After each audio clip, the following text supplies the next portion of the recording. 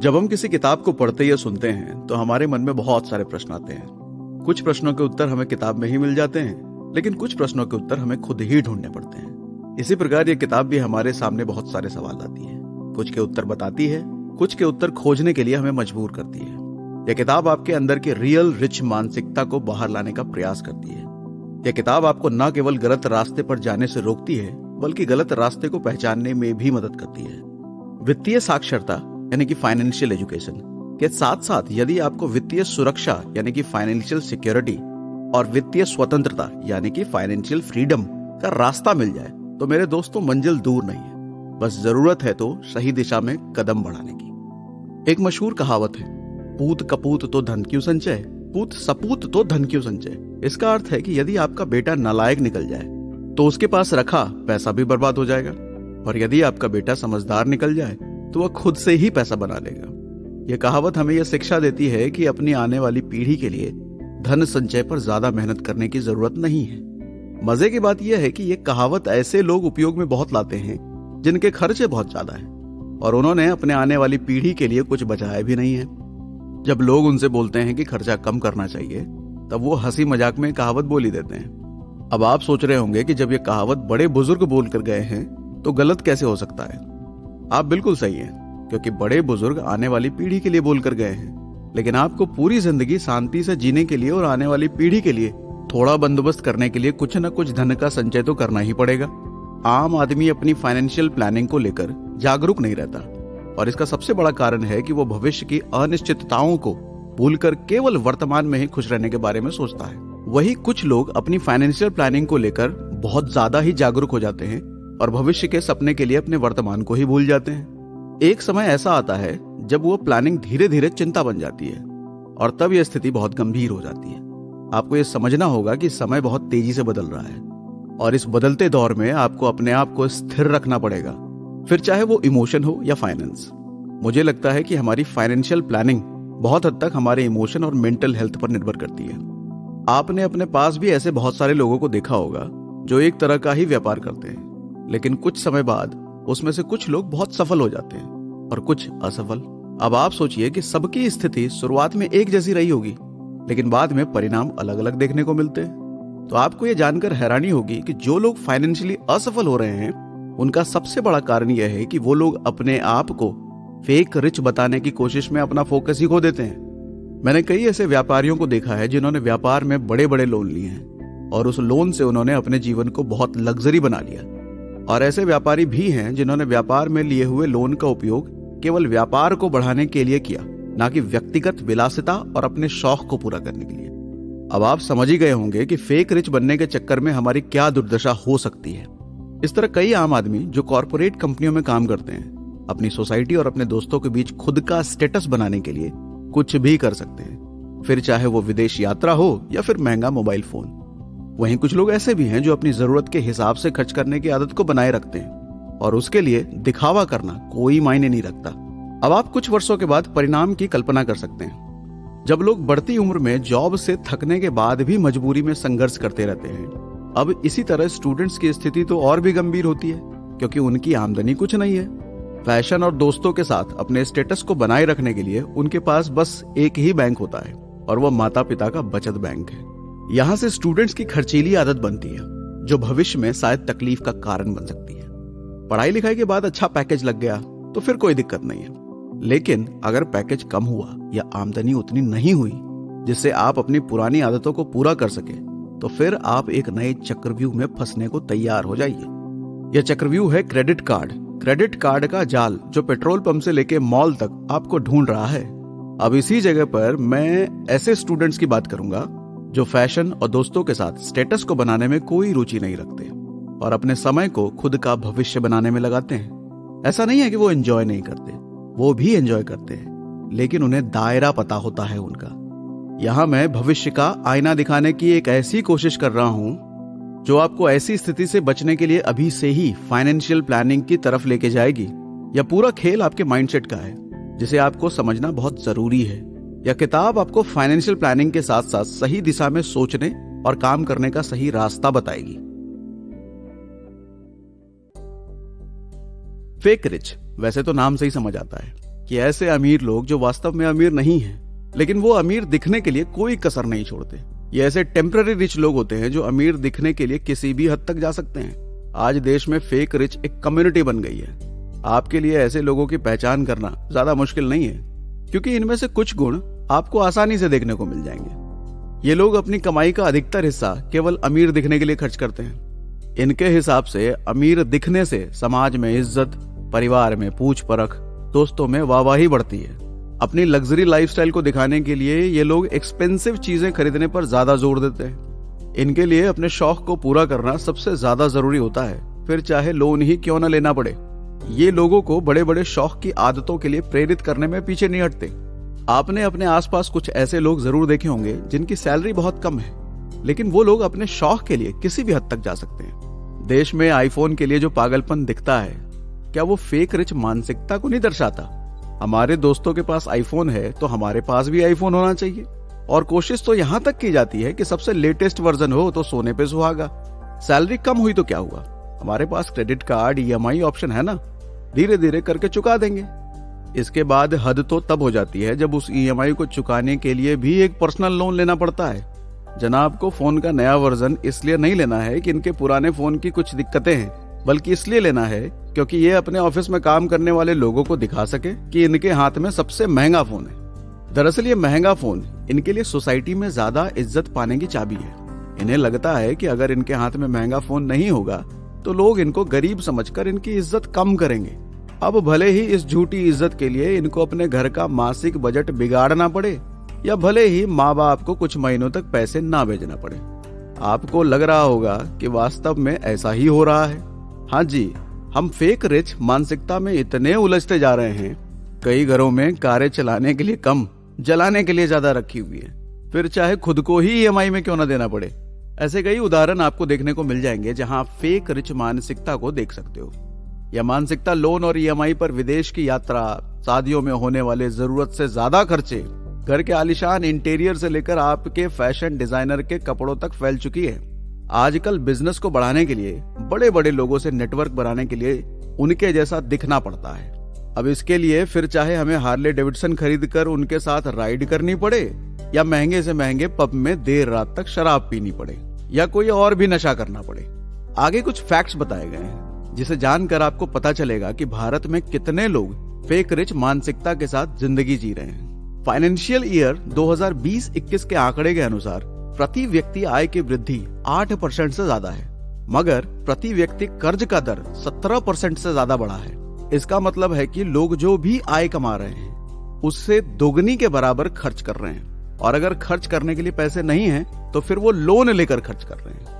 भारत में 70% iPhone EMI पर बिक रहे हैं। इसका मतलब है कि आईफोन खरीदने वाले लोगों में ऐसे लोग सबसे ज्यादा हैं जो मासिक आय से आईफोन खरीदने के लायक नहीं हैं, फिर भी वो इसे खरीद रहे हैं। 50% से ज्यादा लोग ऐसे हैं जो क्रेडिट कार्ड से किए गए खर्च को बैंक को लौटा भी नहीं पा रहे हैं, जिसके लिए उन्हें अब पर्सनल लोन लेना पड़ता है। दुनिया के टॉप बिलियनियर को आप देखो, वो चाहे तो दुनिया की सबसे महंगी गाड़ी ले सकते हैं, सबसे महंगे कपड़े, सबसे महंगे जूते, सबसे महंगी ज्वेलरी पहन सकते हैं, मगर क्या ऐसा होता आपने देखा है? ये देखो सिंपल कपड़े, इन्हें कौन नहीं जानता।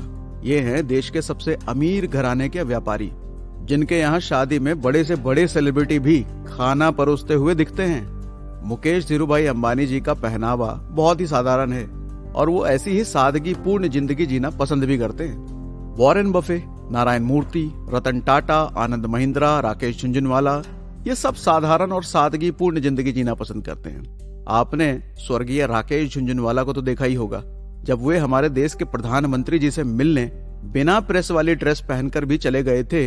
ऐसी मानसिकता के साथ सादगी जीने वाला जीवन इतना कठिन भी नहीं है, और इसके बहुत सारे उदाहरण देखने को मिल जाएंगे आपको। ये सब चाहे तो लग्जरी लाइफ जी सकते हैं, मगर नहीं, इनका उद्देश्य अमीर दिखना नहीं है, और वे इस बात को प्रायोरिटी भी नहीं देते हैं। अब आप बोलेंगे कि अगर ऐसा सादगी वाला ही जीवन जीना है तो इतने पैसे कमाने का क्या फायदा, इससे अच्छा तो मिडिल क्लास ही रहें। मैं यहाँ आपको बताना चाहता हूँ कि आप ये सवाल पूछकर मुद्दे से भटक गए हैं, क्योंकि हम यहाँ फायदे और नुकसान की तो बात ही नहीं कर रहे। हम यहाँ बात कर रहे हैं फेक रिच और रियल रिच के मानसिकता की। हम अपनी जिंदगी में अमीर दिखने पर फोकस कर रहे हैं, जबकि हमारा फोकस अमीर बनना है। बस यही आपको समझना होगा। मेरी राय में आपको जिंदगी ना मिलेगी दोबारा जैसी फिल्मों से इंस्पायर होना बंद कर देना चाहिए। ऐसी फिल्में आपको वर्तमान में ही जीने की सिर्फ प्रेरणा देती है। ये गलत नहीं है, लेकिन वर्तमान में ही जीना और भविष्य को पूरी तरीके से इग्नोर कर देना भी तो सही नहीं है। हमें ये समझना चाहिए कि जिंदगी आज में तो है, लेकिन जिंदगी कल में भी है। आज में जीने का मतलब ये नहीं होता कि सारे पैसे उड़ा दो आज ही। कम खर्च में खुश रहने के तरीके ढूंढे जा सकते हैं। ऐसी फिल्मों से इंस्पायर होने वालों का हाल भविष्य में कैसा होगा ये किसी ने नहीं बताया। ये आपको मैं इस किताब में उदाहरण के साथ बताने वाला हूँ। ये समझने के बाद कई लोगों के दिमाग में आ रहा होगा कि अभिनेता और अभिनेत्रियां भी तो लग्जरी लाइफ जीते हैं। आपको ये समझना पड़ेगा कि उनके पेशे में आकर्षण का केंद्र बने रहना जरूरी है। बड़े अभिनेता और अभिनेत्रियां महंगी चीजें इसलिए भी लेते हैं कि जिससे मीडिया में उनकी बात होती रहे, और जितना ज्यादा उनके बारे में बात होगी उतना ज्यादा वो पब्लिक की नजर में रहेंगे और यहीं से उनकी कमाई होती है। अब आप समझ गए होंगे कि महंगी चीजें उन्हें व्यापार देती हैं। इसे आप एक दूसरे दृष्टिकोण से भी देख सकते हैं। हम देखते हैं कि लगभग सभी अभिनेता या क्रिकेटर लग्जरी ब्रांड के प्रोडक्ट को यूज करते हुए दिखते हैं, मगर हम ये नहीं देखते कि अभिनेता या क्रिकेटर की सालाना आमदनी कितनी है। अब आपको समझ आ गया होगा कि सोशल मीडिया इन्फ्लुएंसर्स ऐसा क्यों करते हैं। वो महंगे महंगे फोन आपको क्यों दिखाते हैं, महंगी वॉच क्यों दिखाते हैं, महंगी कार क्यों दिखाते हैं, और ऐसे कई सारे लग्जरी प्रोडक्ट भी क्यों दिखाते हैं आपको। किसी सोशल मीडिया इन्फ्लुएंसर ने दिखाया कि उसने लैम्बोर्गिनी कार ले ली है। अब आप भी सोचते हैं कि हमें भी चाहिए। यहाँ आप एक नए चक्रव्यूह में फंसने की तैयारी कर रहे हैं। वो इन्फ्लुएंसर जब लैम्बोर्गिनी कार दिखाता है तो उसके वीडियो के व्यूज बढ़ते हैं, जिससे उसकी कमाई होती है। एक इन्फ्लुएंसर ऐसी कार जब लेता है तो पहले ये वीडियो बनाएगा कि मैं लैम्बोर्गिनी कार लेने का सोच रहा हूँ, फिर दूसरी वीडियो बनाएगा मैं कार देखने शोरूम आया हूँ, और तीसरी वीडियो बनाएगा आज मैंने कार बुक कर ली है, चौथी वीडियो बनाएगा आज मैंने कार खरीद ली, और पांचवी वीडियो बनाएगा आज हम कार में घूमने जा रहे हैं। कार उसने एक ली है, लेकिन उसकी वजह से उसको कई वीडियो का कंटेंट मिल गया है और अब वह हर वीडियो में कार दिखा रहा है। आजकल यूथ ऐसी वीडियो खूब पसंद करते हैं जिसमें लग्जरी कार हो और जिसका पूरा फायदा उस इन्फ्लुएंसर्स को मिलता है। कुछ ही महीनों में उसकी कार की कीमत से ज्यादा वो लोग आपकी अटेंशन लेकर कमा लेते हैं। तो कार लेना उसके लिए एक बिजनेस है, लेकिन हमारे लिए नहीं। मैं एक सेमिनार ले रहा था, उसमें किसी ने मुझसे पूछा, आप तो कहते हैं अमीरों को फॉलो करो, जो बिलियनियर्स करते हैं वो करो, लेकिन जितना हो सके पैसे का सही उपयोग करो। लेकिन बिलियनियर मुकेश अंबानी जी ने तो अपनी बेटी की शादी में 500 करोड़ खर्च कर दिए, वो कहां पैसे बचाते हैं। तो अब देखो, हर मिडिल क्लास के मन में ये आया होगा कि हम भी करेंगे, हम भी एक ना एक दिन ऐसा करेंगे। शादी में तो बड़ा खर्च होना ही चाहिए, और यही मिडिल क्लास व्यक्ति कॉपी भी करते हैं। लेकिन वास्तविकता यह है कि मुकेश अंबानी की नेटवर्थ 7.5 लाख करोड़ से भी ज्यादा है, जिसमें से उन्होंने 700 करोड़ अगर खर्च कर भी दिए, यानी कि उनकी नेटवर्थ का सिर्फ 0.2% उन्होंने खर्च किया। लेकिन फेक रिच मानसिकता वाले लोग अपनी नेटवर्थ से भी ज्यादा शादी में खर्च कर डालते हैं, फिर चाहे शादी के लिए उन्हें घर ही क्यों न बेचना पड़े, और चाहे तो एक और लोन भी क्यों न लेना पड़े।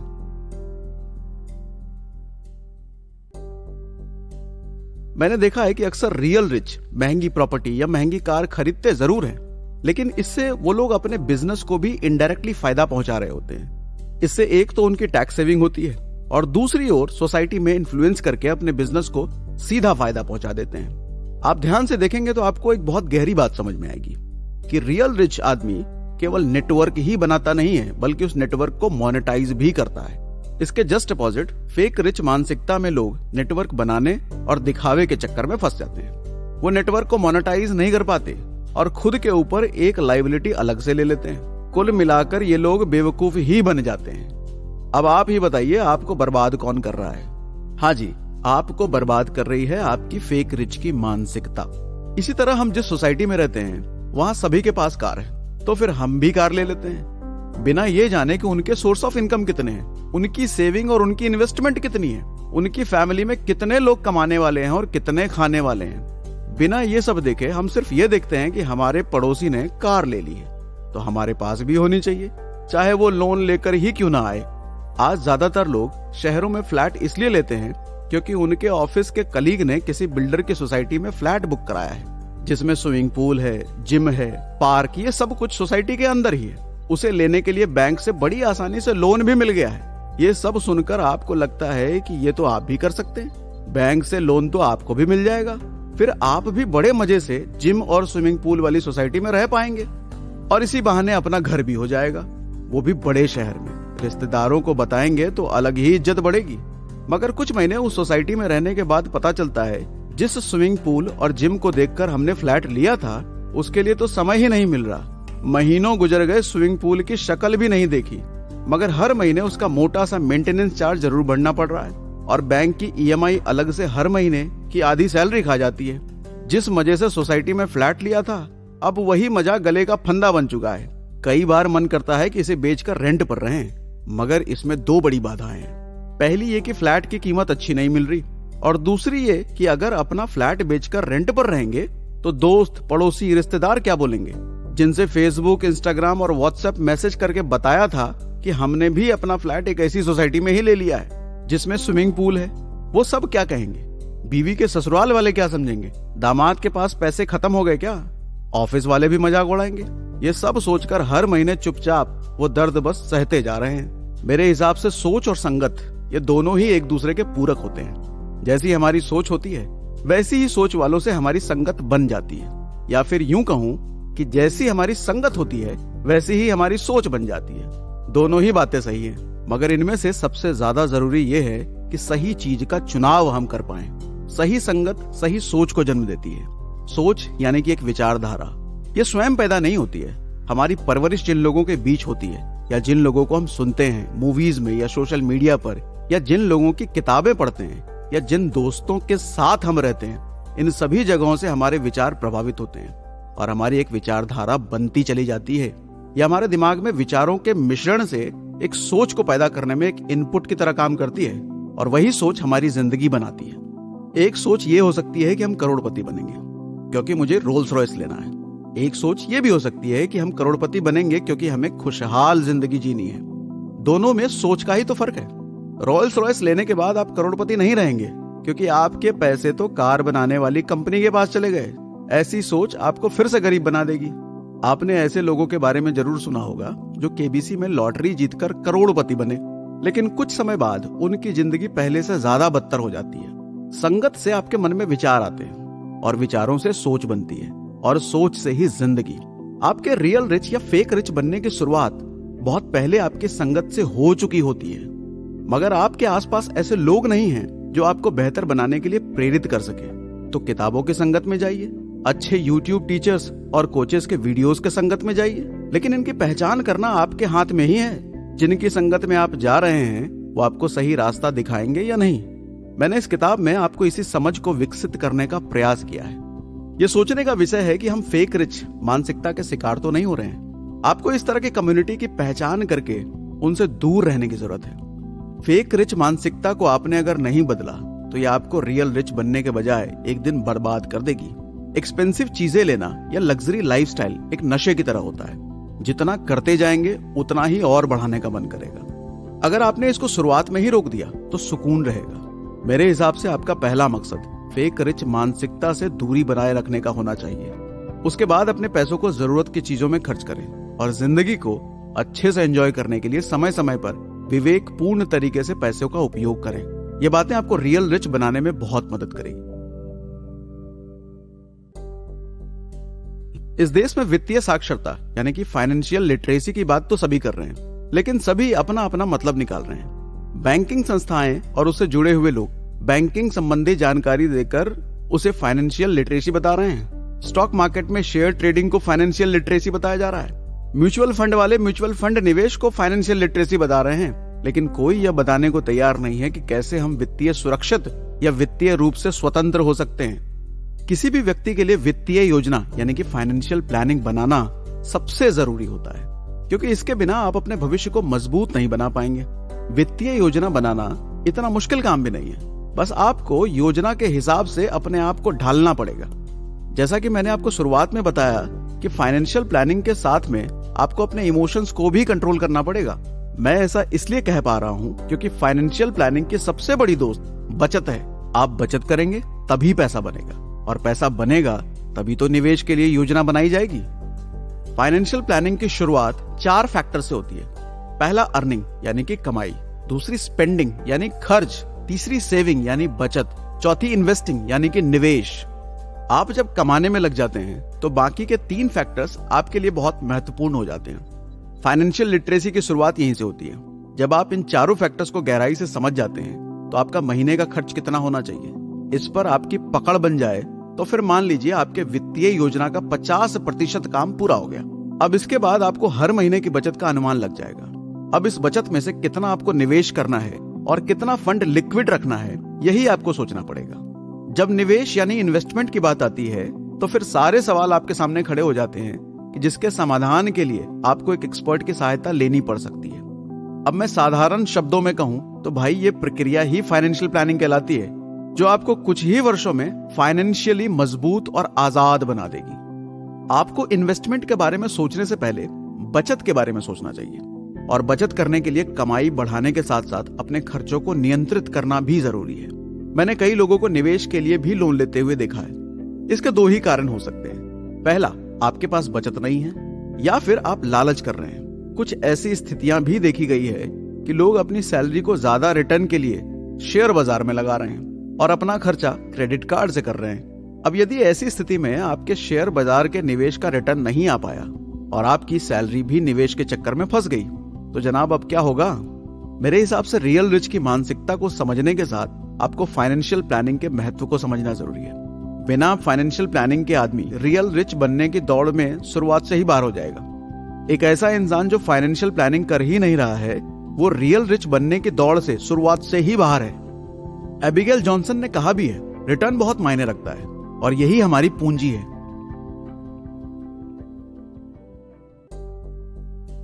अब हम जरा कंपाउंडिंग को समझते हैं। प्रसिद्ध वैज्ञानिक आइंस्टाइन ने कंपाउंडिंग को दुनिया का 8वां अजूबा बताया। यह वास्तविकता है कि फाइनेंशियल प्लानिंग में कंपाउंडिंग सबसे ज्यादा काम करता है। जो आदमी कंपाउंडिंग को समझ गया, वो अपने आप को वित्तीय रूप से मजबूत बनाने में सक्षम हो जाता है। हमने फेक रिच और रियल रिच मानसिकता से पैसों का सदुपयोग तो समझा, लेकिन क्या पैसों के सदुपयोग से ही आप अमीर बन सकते हैं? इतना आसान होता तो फिर बात ही क्या थी। पैसों के सदुपयोग से आप एक अच्छी बचत कर सकते हैं, लेकिन अमीर बनने के लिए केवल इतना काफी नहीं है। रियल रिच बनने के लिए बचत किए हुए पैसों को सही निर्णय के साथ सही अवसर और सही जगह पर निवेश करना पड़ता है। मजे की बात यह है कि यही कंपाउंडिंग की असली पावर है और आपके लिए रियल रिच बनने के दरवाजे खोल देती है। आपकी जिंदगी में एक ऐसा समय जरूर आएगा जब आपको एक्टिव इनकम के अलावा निवेश किए गए पैसों पर भी फायदा मिलना चालू हो जाएगा। मैं आपको कंपाउंडिंग की पावर एक एग्जाम्पल के जरिए समझाता हूँ। यकीन मानिए कि इसे समझने के बाद आपकी जिंदगी में बहुत बड़ा बदलाव आ सकता है। अमित और राज एक अच्छे दोस्त हैं और दोनों ही एक ही सोसाइटी में रहते हैं। मैं एक दिन दोनों से मिला और मैंने उन्हें 2 ऑप्शन दिए। मैंने पहला ऑप्शन दिया कि मैं तुम्हें आज 1 रुपए दूंगा और कल से हर रोज इसे दोगुना करके 30 दिनों तक देता रहूंगा। फिर मैंने दूसरा ऑप्शन दिया कि मैं तुम्हें 50 लाख रुपए आज ही दे देता हूँ, तो तुम दोनों में से कौन सा ऑप्शन चुनोगे? तो अपना उतावला अमित तुरंत बोला कि सागर भाई, मैं तो 50 लाख वाला ही चुनूंगा। राज बड़ा होशियार था, वो कंपाउंडिंग जानता था। वो थोड़ी देर सोचने के बाद बोला, मैं तो पहला ऑप्शन लूंगा। ये सुनकर अमित ने तुरंत राज की तरफ देखा और हंसने लगा। बोला, राज तू तो बेवकूफ निकला रे, ऐसा कोई करता है भला? कहां 1 रुपए रोज डबल करके और कहां 50 लाख, दोनों का कोई मुकाबला ही नहीं है। अब राज ने कहा, अमित भाई बात बिल्कुल सही है, दोनों का कोई मुकाबला नहीं है। अब राज ने मुस्कुराते हुए अमित को एक पेपर पर लिखकर कंपाउंडिंग की ताकत बताई। तो राज ने अमित को बताया कि अब देख भाई, मैं तुझे समझाता हूँ। 1 रुपए को हर रोज डबल करने के ऑप्शन को जरा समझते हैं। आज 1 रुपए, कल डबल करके 2 रुपए, अगले दिन डबल करके 4, अगले दिन 8, अगले दिन 16, ऐसे करते करते सिर्फ 15वें दिन ये 16,384 रुपए बनता है। और अगर 20वें दिन की बात करें तो 20वें दिन बनेगा 5,24,288 रुपए। और 30वें दिन, ठीक उसके 10 दिन बाद, ये पैसा बन जाएगा 53,68,70,912 रुपए। अब तो आप भी कंपाउंडिंग की ताकत को समझ ही गए होंगे। हाँ, तो मैं कह रहा था कि पैसों को लेकर हमारी सोच हमें बर्बाद भी कर सकती है। इसके लिए एक बार फिर से मैं उसी अमित और राज का जरा भविष्य आपको दिखाता हूँ। तो आइए अब हम अमित और राज की इस कहानी से समझते हैं कि फेक रिच बर्बाद कैसे होते हैं। सबसे पहले अमित की कहानी बताता हूँ। अमित को अपनी पहली जॉब 20,000 रुपए की मिलती है। अब जॉब लगी है तो कुछ तो अच्छा किया जाए। अमित को एक अच्छी बाइक खरीदने की बहुत समय से इच्छा थी। अमित ने पापा से डाउन पेमेंट लेकर 5,000 रुपए हर महीने की किस्त पर लोन करवा ली और एक बाइक ले ली। ये किस्त अमित को 5 साल तक देनी थी। अब बचे हुए 15,000 में हर महीने वो पूरा का पूरा 15,000 खर्च कर रहा था, जिसमें उसके फ्लैट का किराया 10,000 रुपए और खुद के खाने पीने के 5,000 रुपए शामिल थे। अमित की जिंदगी बढ़िया चल रही थी, लेकिन धीरे धीरे उसके नए दोस्त बने। उनके साथ घूमना फिरना, मल्टीप्लेक्स में फिल्में देखना और वीकली पार्टी करना। अब उसके लिए 20,000 की सैलरी में सब कुछ अच्छे से करना मुश्किल हो गया था। अब उसने सोचा कि इस कंपनी में ज्यादा सैलरी बढ़ेगी नहीं, तो जॉब ही बदल डालता हूँ। आगे बढ़ने से पहले हम इस स्थिति में उसकी आय और खर्चे का जरा आकलन यानी कि एनालिसिस कर लेते हैं। अब देखो, जरा मेरी बात ध्यान से समझना। अमित की महीने की सैलरी कितनी है? 20,000 रुपए। बाइक की EMI कितनी? 5,000 रुपए। घर का किराया कितना? 10,000 रुपए। बाकी के खर्चे 5,000। टोटल खर्चे हो गए 20,000 रुपए। यानी कि 20,000 उसकी कमाई और 20,000 खर्चे। तो बचा कितना? कुछ भी नहीं। इन्वेस्ट करने का कोई मौका बिल्कुल भी नहीं, और आपातकालीन स्थिति में कोई इमरजेंसी फंड बिल्कुल भी नहीं। इसके 2 साल बाद अब उसकी सैलरी 35,000 हो गई है। अब सब कुछ ठीक चल रहा है। अब इसके साथ गांव में रह रहे माँ बाप को अमित के बढ़ती उम्र और बढ़ती सैलरी के साथ साथ शादी की भी फिक्र होने लगी। अच्छी किस्मत के चलते उसी साल अमित की शादी भी हो जाती है। शादी होने से पहले अमित 10,000 के एक छोटे से फ्लैट में रहता था, लेकिन अब उसने 2 BHK फ्लैट रेंट पे ले लिया है, जिसका रेंट 20,000 है। 5,000 रुपए उसकी बाइक की EMI अभी भी जा रही है, और बचे हुए 10,000 रुपए में से दोनों का किसी तरह सब कुछ हो जा रहा है। शादी के कुछ दिन बाद ही अमित दुखी रहने लगा, क्योंकि अब सैलरी बढ़ने के साथ जिम्मेदारी भी बढ़ गई थी। तो इस सैलरी में अब जिंदगी अच्छे से चल नहीं पा रही थी। इसके 1 साल बाद अमित को उसी कंपनी में इंक्रीमेंट मिलता है, जिसकी वजह से उसकी सैलरी अब 40,000 हो गई। उसी साल बेटा भी हुआ है, और बेटे की डिलीवरी में काफी खर्चा भी हो गया। अब अमित की कोई सेविंग तो थी ही नहीं, तो ये सभी खर्च उसने क्रेडिट कार्ड से किए, और वो क्रेडिट कार्ड के बिल को EMI में करवाकर 5,000 हर महीने अब भरने लगा। यानी कि जो सैलरी बढ़ी थी वो अब क्रेडिट कार्ड की EMI में जाने लगी। अब सारे खर्च काटने के बाद खाने पीने के लिए 10,000 रुपए ही बचे थे, लेकिन पहले 2 लोग थे और अब 3 लोग हो गए हैं। बेटे की खुशी में सारा परिवार झूम रहा है, लेकिन अमित दुखी है, क्योंकि उसे तो ये चिंता सता रही है अब घर कैसे चलेगा। कि शादी और बच्चे होने के बाद अब आगे बढ़ने से पहले हम इस स्थिति में अमित की इनकम और खर्चे का एक बार फिर से एनालिसिस कर लेते हैं। अब उसकी इनकम शादी और बच्चे होने के बाद 40,000 रुपए हर महीने। बाइक की EMI अभी भी जा रही है 5,000 रुपए। अब क्रेडिट कार्ड की EMI नई जाने लग गई है 5,000 रुपए। घर का किराया 20,000 रुपए। बाकी के खर्चे 5,000 रुपए, और कुल खर्चा 40,000 रुपए। यानी कि अमित ने जितना कमाया वो सारा खर्चे में चला गया। कोई बचत बिल्कुल भी नहीं, कोई इन्वेस्टमेंट वो भी नहीं, और कोई इमरजेंसी फंड बना क्या? वो भी नहीं बना। अब अमित ने जॉब बदली और अब सैलरी 50,000 रुपए हो गई है। इस बार अमित खुश था, क्योंकि उसे लग रहा था अब कुछ पैसे बचेंगे। नई कंपनी में वापस नए दोस्त बने। उसके दोस्तों के पास अपनी कार थी, और वो सब लोग कार से ही ऑफिस आते थे। अमित आज भी अपनी पुरानी बाइक चला रहा था। एक दिन शाम को अमित और उसके सारे दोस्त पार्किंग से कार निकालने जा रहे थे, तो उसके दोस्त ने पूछ लिया, अमित तेरी कौन सी कार है? तो अमित ने बड़ी उदासी के साथ कहा, मेरे पास तो कार नहीं, बाइक है। इतना सुनते ही दोस्तों ने अमित का मजाक उड़ा दिया और उसे कार लेने के लिए प्रेरित भी किया। अमित को तो अब कार लेना ही था। क्यों? क्योंकि इज्जत का सवाल है, चाहे कुछ भी हो। समस्या ये थी कि कार की EMI तो वो सैलरी से दे देगा, मगर डाउन पेमेंट के लिए 3 लाख रुपए कहां से लाए? तो अमित ने अपने ससुर जी से डाउन पेमेंट के लिए 3 लाख रुपए उधार ले लिए। अब अमित ने भी कार ले ली, जिसकी EMI 10,000 रुपए महीने की थी। यानी अब खाने रहने के लिए वापस 10,000 रुपए पर ही आ गए।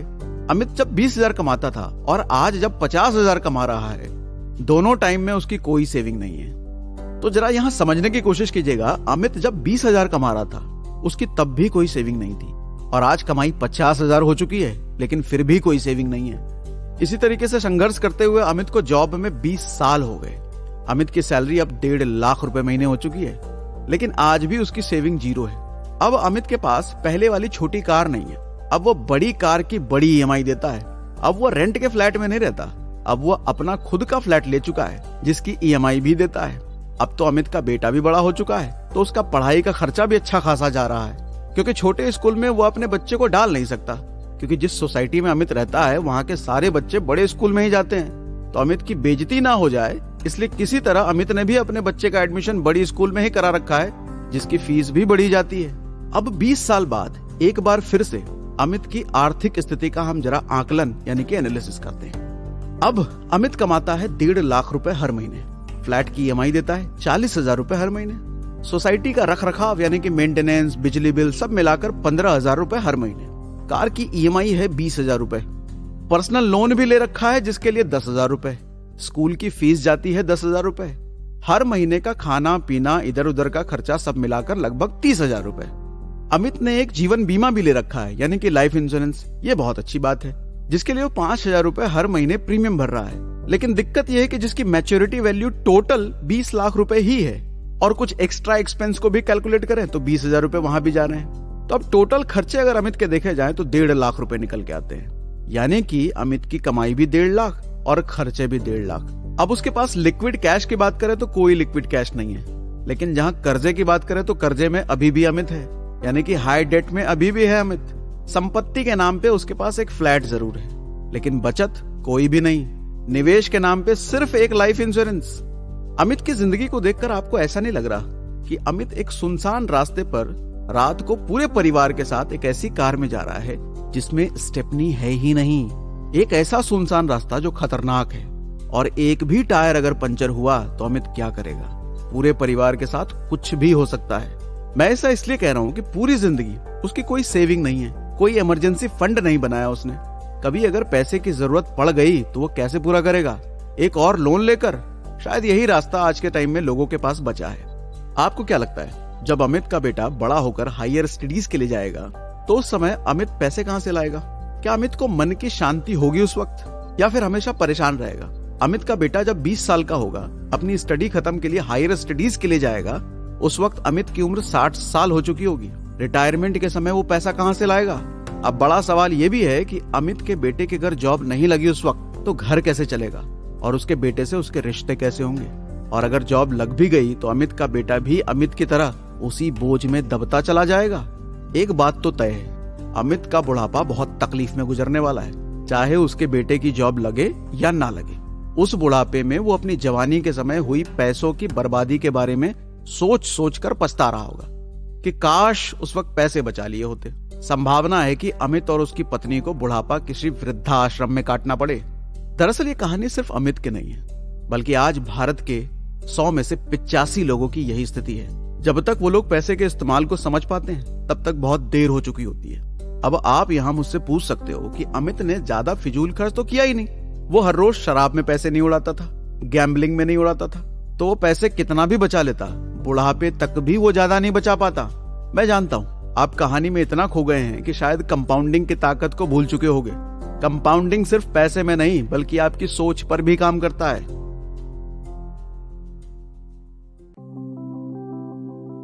अब मैं आपको अमित की जगह राज की कहानी बताता हूँ। राज की भी इनकम उतने से ही शुरू होती है जितनी अमित से शुरू हुई थी, यानी कि 20,000 रुपए हर महीने। लेकिन राज की सूझबूझ उसे कहां ले जाती है जरा आगे समझो। राज अमित का दोस्त है, जैसा मैंने आपको पहले ही बताया। राज को नौकरी मिलती है जिसकी सैलरी 20,000 रुपए है। वो हर महीने 5,000 रुपए देकर एक किराए के कमरे में रहता है। बचे 5,000 रुपए वो खाने पीने के लिए रखता है। 2,000 रुपए की राज ने आरडी यानी कि रिकरिंग डिपॉजिट करवा रखी थी। बाकी 3,000 रुपए वो घर भी भेज देता है, जिसे उसके पापा हर महीने एक इंश्योरेंस में डाल देते हैं जो राज के नाम पर ही था। लेकिन बाकी के 5,000 वो हर महीने एक म्यूचुअल फंड स्कीम में डालता है। अब जरा राज के फाइनेंशियल कंडीशन की एनालिसिस करते हैं। राज का किराया हर महीने का 5,000, महीने का खर्चा 5,000 रुपए, वो एक रिकरिंग डिपॉजिट कर रहा है 2,000 रुपए, इंश्योरेंस 1 से 3,000 रुपए के आसपास, म्यूचुअल फंड 2 से 5,000 रुपए वो कर रहा है। कुल बचत अगर देखा जाए तो 10,000 रुपए हर महीने वो बचा ले रहा है। 2 साल बाद ठीक अमित की ही तरह उसने भी नौकरी बदली और उसकी भी सैलरी अब बढ़कर 35,000 रुपए हो चुकी है। उसकी शादी हो गई। शादी के बाद अब 10,000 रुपए किराए के एक छोटे से फ्लैट में वो रहने लगा। कुछ दिनों बाद उसने बाइक भी ले ली, लेकिन मजे की बात यह है कि उसे लोन नहीं लेना पड़ा, क्योंकि वो एक रिकरिंग डिपॉजिट तो पहले से कर रहा था। उसे तोड़कर ही उसने बाइक ले ली। उसने 10,000 रुपए में बाकी सारे खर्चे मैनेज कर लिए। अब उसने यूट्यूब और गूगल की मदद से कुछ स्टॉक इन्वेस्टिंग भी सीख ली। अब उसकी कुल बचत अगर देखें तो 15,000 रुपए हर महीने वो बचा ले रहा है। अब वो हर महीने 5,000 की एक और रिकरिंग डिपॉजिट करने लगा है। साथ ही राज ने पार्ट टाइम में कुछ ऑनलाइन फ्रीलांसिंग काम भी शुरू कर दिया है जो वो रात में करता है। उससे भी वो हर महीने 5,000 रुपए लगभग कमा ही लेता है। राज ने घर भी ऑफिस के पास ही लिया है, जिससे उसके आने जाने के लिए बाइक से बस 5 ही मिनट लगते हैं। इससे उसका समय और बाइक का पेट्रोल दोनों बच जाता है। अब शादी और बच्चे होने के बाद राज के फाइनेंशियल कंडीशन का जरा हम एनालिसिस कर लेते हैं। राज की सैलरी इस वक्त हो चुकी है 40,000 रुपए, क्योंकि उसी कंपनी में उसका काम अच्छा था। पार्ट टाइम में वो कमा लेता है 5,000 रुपए हर महीने। क्रेडिट कार्ड की EMI कुछ भी नहीं है उसकी। घर का किराया 10,000 रुपए, बाकी इधर उधर के खर्चे उसके 10,000 रुपए। टोटल कमाई है उसकी इस वक्त 45,000 रुपए और खर्चा है सिर्फ 20,000 रुपए, यानी कि हर महीने वो 25,000 रुपए बचा ले रहा है। कुछ समय बाद राज ने भी नौकरी बदली और अब उसकी सैलरी हो चुकी है 50,000 रुपए हर महीने। लेकिन राज ने कोई कार नहीं ली अब तक। उसने लाइफस्टाइल में कोई बदलाव नहीं किया। 2 साल बाद राज अपने पार्ट टाइम के काम से इतना कमाने लगा कि उसको सैलरी को हाथ लगाने की जरूरत नहीं पड़ने लगी। अब इस तरह 20 साल बाद राज के पास सिर्फ म्यूचुअल फंड ही 50 लाख से ज्यादा का है। उसके पापा ने जो इंश्योरेंस कराया था उसके भी उसको 30 लाख मिले, जिसे उसने एक प्रॉपर्टी में इन्वेस्ट कर दिया था। स्टॉक से अब वो 1 करोड़ से ज्यादा का एसेट बना चुका है और अब वो नौकरी छोड़ने की भी सोच रहा है, क्योंकि पैसिव इनकम के जरिए वो हर महीने 3 लाख रुपए कमा लेता है। साथ ही 5 करोड़ से ज्यादा तो एसेट बना चुका है वो, और अब जाकर उसने कार खरीदी है, लेकिन टोटल कैश। अब 20 साल बाद उसकी आर्थिक स्थिति का जरा आकलन करते हैं। नौकरी से वो कमा रहा है 1.5 लाख रुपए। इधर उधर के इनकम सोर्सेस से वो 50,000 रुपए हर महीने कमा रहा है। फ्लैट की EMI 0 है, क्योंकि फ्लैट खरीदा नहीं उसने अब तक। अभी भी वो किराए के फ्लैट में रह रहा है, लेकिन अब वो 40,000 रुपए रेंट देता है, क्योंकि थोड़े अच्छे फ्लैट में वो रह रहा है। कार की EMI 0 है, क्योंकि उसने कैश में लिया है। पर्सनल लोन की कोई EMI 0 है, क्योंकि कोई पर्सनल लोन उसने लिया ही नहीं। बच्चे की स्कूल की फीस 10,000 रुपए, हर महीने का खाना पीना का खर्चा 30,000 रुपए। और राज ने भी एक लाइफ इंश्योरेंस लिया है अमित की तरह, लेकिन राज ने लाइफ इंश्योरेंस लिया है टर्म इंश्योरेंस, जिसका उसका हर महीने का प्रीमियम कम जाता है। अमित 5,000 रुपए हर महीने देता था, राज सिर्फ 1,000 रुपए हर महीने देता है। अमित का कवर 20 लाख रुपए का था, लेकिन राज का कवर 1 करोड़ रुपए का है। राज ने हेल्थ इंश्योरेंस भी ले रखा है, जिसका हर महीने का प्रीमियम वो 4,000 रुपए भरता है। और एक्स्ट्रा एक्सपेंसेस की बात करें तो लगभग 15,000 रुपए। तो उसकी टोटल इनकम देखें तो 2 लाख रुपए उसकी टोटल इनकम है इस वक्त, और कुल खर्चा देखें तो 1 लाख रुपए कुल खर्चा कर रहा है। तो इसका मतलब 50% वो टोटल सेव कर ले रहा है, यानी कि 1 लाख रुपए की हर महीने की उसकी सेविंग है। अब साथ ही उसके एसेट के ग्रोथ की भी बात कर लेते हैं। उसने जो म्यूचुअल फंड में इन्वेस्ट कर रखा था, अब वो 1 करोड़ का हो चुका है। शेयर बाजार में जो स्टॉक ले रखे थे, अब वो 10 लाख रुपए का हो चुका है।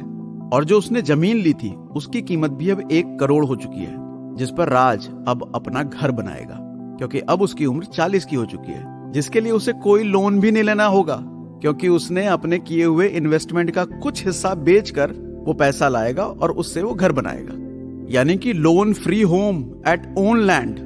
और उसका जो फिक्स डिपॉजिट था, अब वो 10 लाख का हो चुका है। उसने कुछ गोल्ड में इन्वेस्ट भी किया था, वो भी 10 लाख का हो चुका है। अब उसकी कुल संपत्ति अगर देखी जाए तो लगभग 2.3 करोड़ की हो चुकी है। अब मैं आप सभी से कुछ सवाल पूछना चाहता हूँ। क्या राज और उसका परिवार पैसे को लेकर भविष्य के लिए चिंता करता रहेगा? क्या राज पैसों को लेकर परेशान रहेगा? राज के 60 साल होने के बाद भी राज के बेटे की अगर नौकरी नहीं लगी तो क्या राज को सर्वाइवल के लिए सोचना पड़ेगा? और अगर नौकरी लग भी गई तो क्या राज के बेटे पर उसके माँ बाप बोझ बनेंगे? क्या कभी राज और उसकी पत्नी को वृद्ध आश्रम में जाने की जरूरत पड़ेगी? अब आप खुद ही समझ सकते हैं कि दुनिया में सबसे ज्यादा लोगों के दुखी रहने का कारण पैसा ही है, जिसे राज ने अपनी समझदारी से खत्म कर दिया है। आज राज इस सिचुएशन में पहुंच चुका है कि अगर उसकी नौकरी छूट भी गई, फिर भी उसको अपने सर्वाइवल की चिंता करने की कोई जरूरत नहीं है, क्योंकि उसने आने वाले कई सालों के लिए एसेट बनाकर खुद को सुरक्षित कर लिया है। उसके कुछ महीने का सर्वाइवल तो सिर्फ FD तोड़कर ही हो जाएगा, और उतने समय में तो राज जैसे समझदार और मेहनती इंसान के लिए कमाई के और दूसरे ऑप्शन ढूंढने बहुत आसान है। या वो कोई दूसरा बिजनेस भी शुरू कर सकता है, मतलब वो आर्थिक रूप से बिल्कुल सशक्त है। अब मैं एक सवाल आपसे जरूर पूछना चाहूंगा, और मुझे लगता है कि आपको भी खुद से पूछना चाहिए। आप अपने 40s की उम्र में अमित जैसा होना चाहेंगे या राज जैसा? अगर आपका जवाब राज है, तो आप अपने जीवन में रियल रिच बनने की सही राह पहचान चुके हैं। अमित और राज के एग्जाम्पल से क्या क्या चीजें हमें समझ आती है? अमित पैसों को जरूरत पूरी करने के लिए कमाता था, लेकिन राज पैसों को जीने के लिए कमाता था।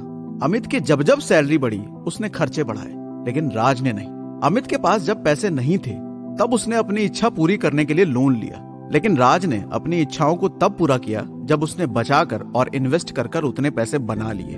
अमित ने कभी दूसरी आय की सोर्स को बनाने के बारे में नहीं सोचा, लेकिन राज ने ऐसा किया। अमित ने कभी फाइनेंस मैनेजमेंट सीखने का सोचा तक नहीं, लेकिन राज ने अच्छे से सीखा। अमित की सोच ये थी कि जब पैसे बचेंगे तब बचत करेंगे, लेकिन राज पहले बचत करता था, उसके बाद जो बच जाए उसे खर्च करता था। अमित ने फ्यूचर को कभी प्लान नहीं किया, लेकिन राज ने पहले फ्यूचर प्लान किया फिर खर्च किया। अमित को इंश्योरेंस की भी समझ नहीं थी, तभी तो वो ज्यादा पैसे देकर कम लाइफ कवर ले रहा था, लेकिन राज ने कम पैसे देकर ज्यादा लाइफ कवर लिया था। अमित की जिंदगी भगवान भरोसे चल रही थी। एक हादसा उसे गरीबी रेखा के नीचे ले जाता, लेकिन राज ने पहले ही फ्यूचर को सुरक्षित कर लिया था। अमित ने पैसों को सिर्फ आज के लिए इस्तेमाल किया, लेकिन राज ने पहले आने वाले कल के लिए बचाया फिर आज इस्तेमाल किया। अब मैं आपको बताना चाहता हूं कि यह कहानी केवल अमित या राज की नहीं है, बल्कि पूरे देश में ऐसी कई मिडिल क्लास फैमिली की कहानी है जो अमित जैसी जिंदगी जी रहे हैं और फेक रिच मानसिकता से अपनी जिंदगी को धक्का मारकर चला रहे हैं। कुछ राज जैसे लोग भी हैं जो अब रियल रिच बन चुके हैं या रियल रिच बनने की राह में निकल चुके हैं। आपके कई ऐसे साथी होंगे जो रियल रिच होंगे, उनसे आपको सीखना चाहिए, मगर जो फेक रिच बन रहे हैं उनको इस किताब के माध्यम से आपको उनको समझाना चाहिए।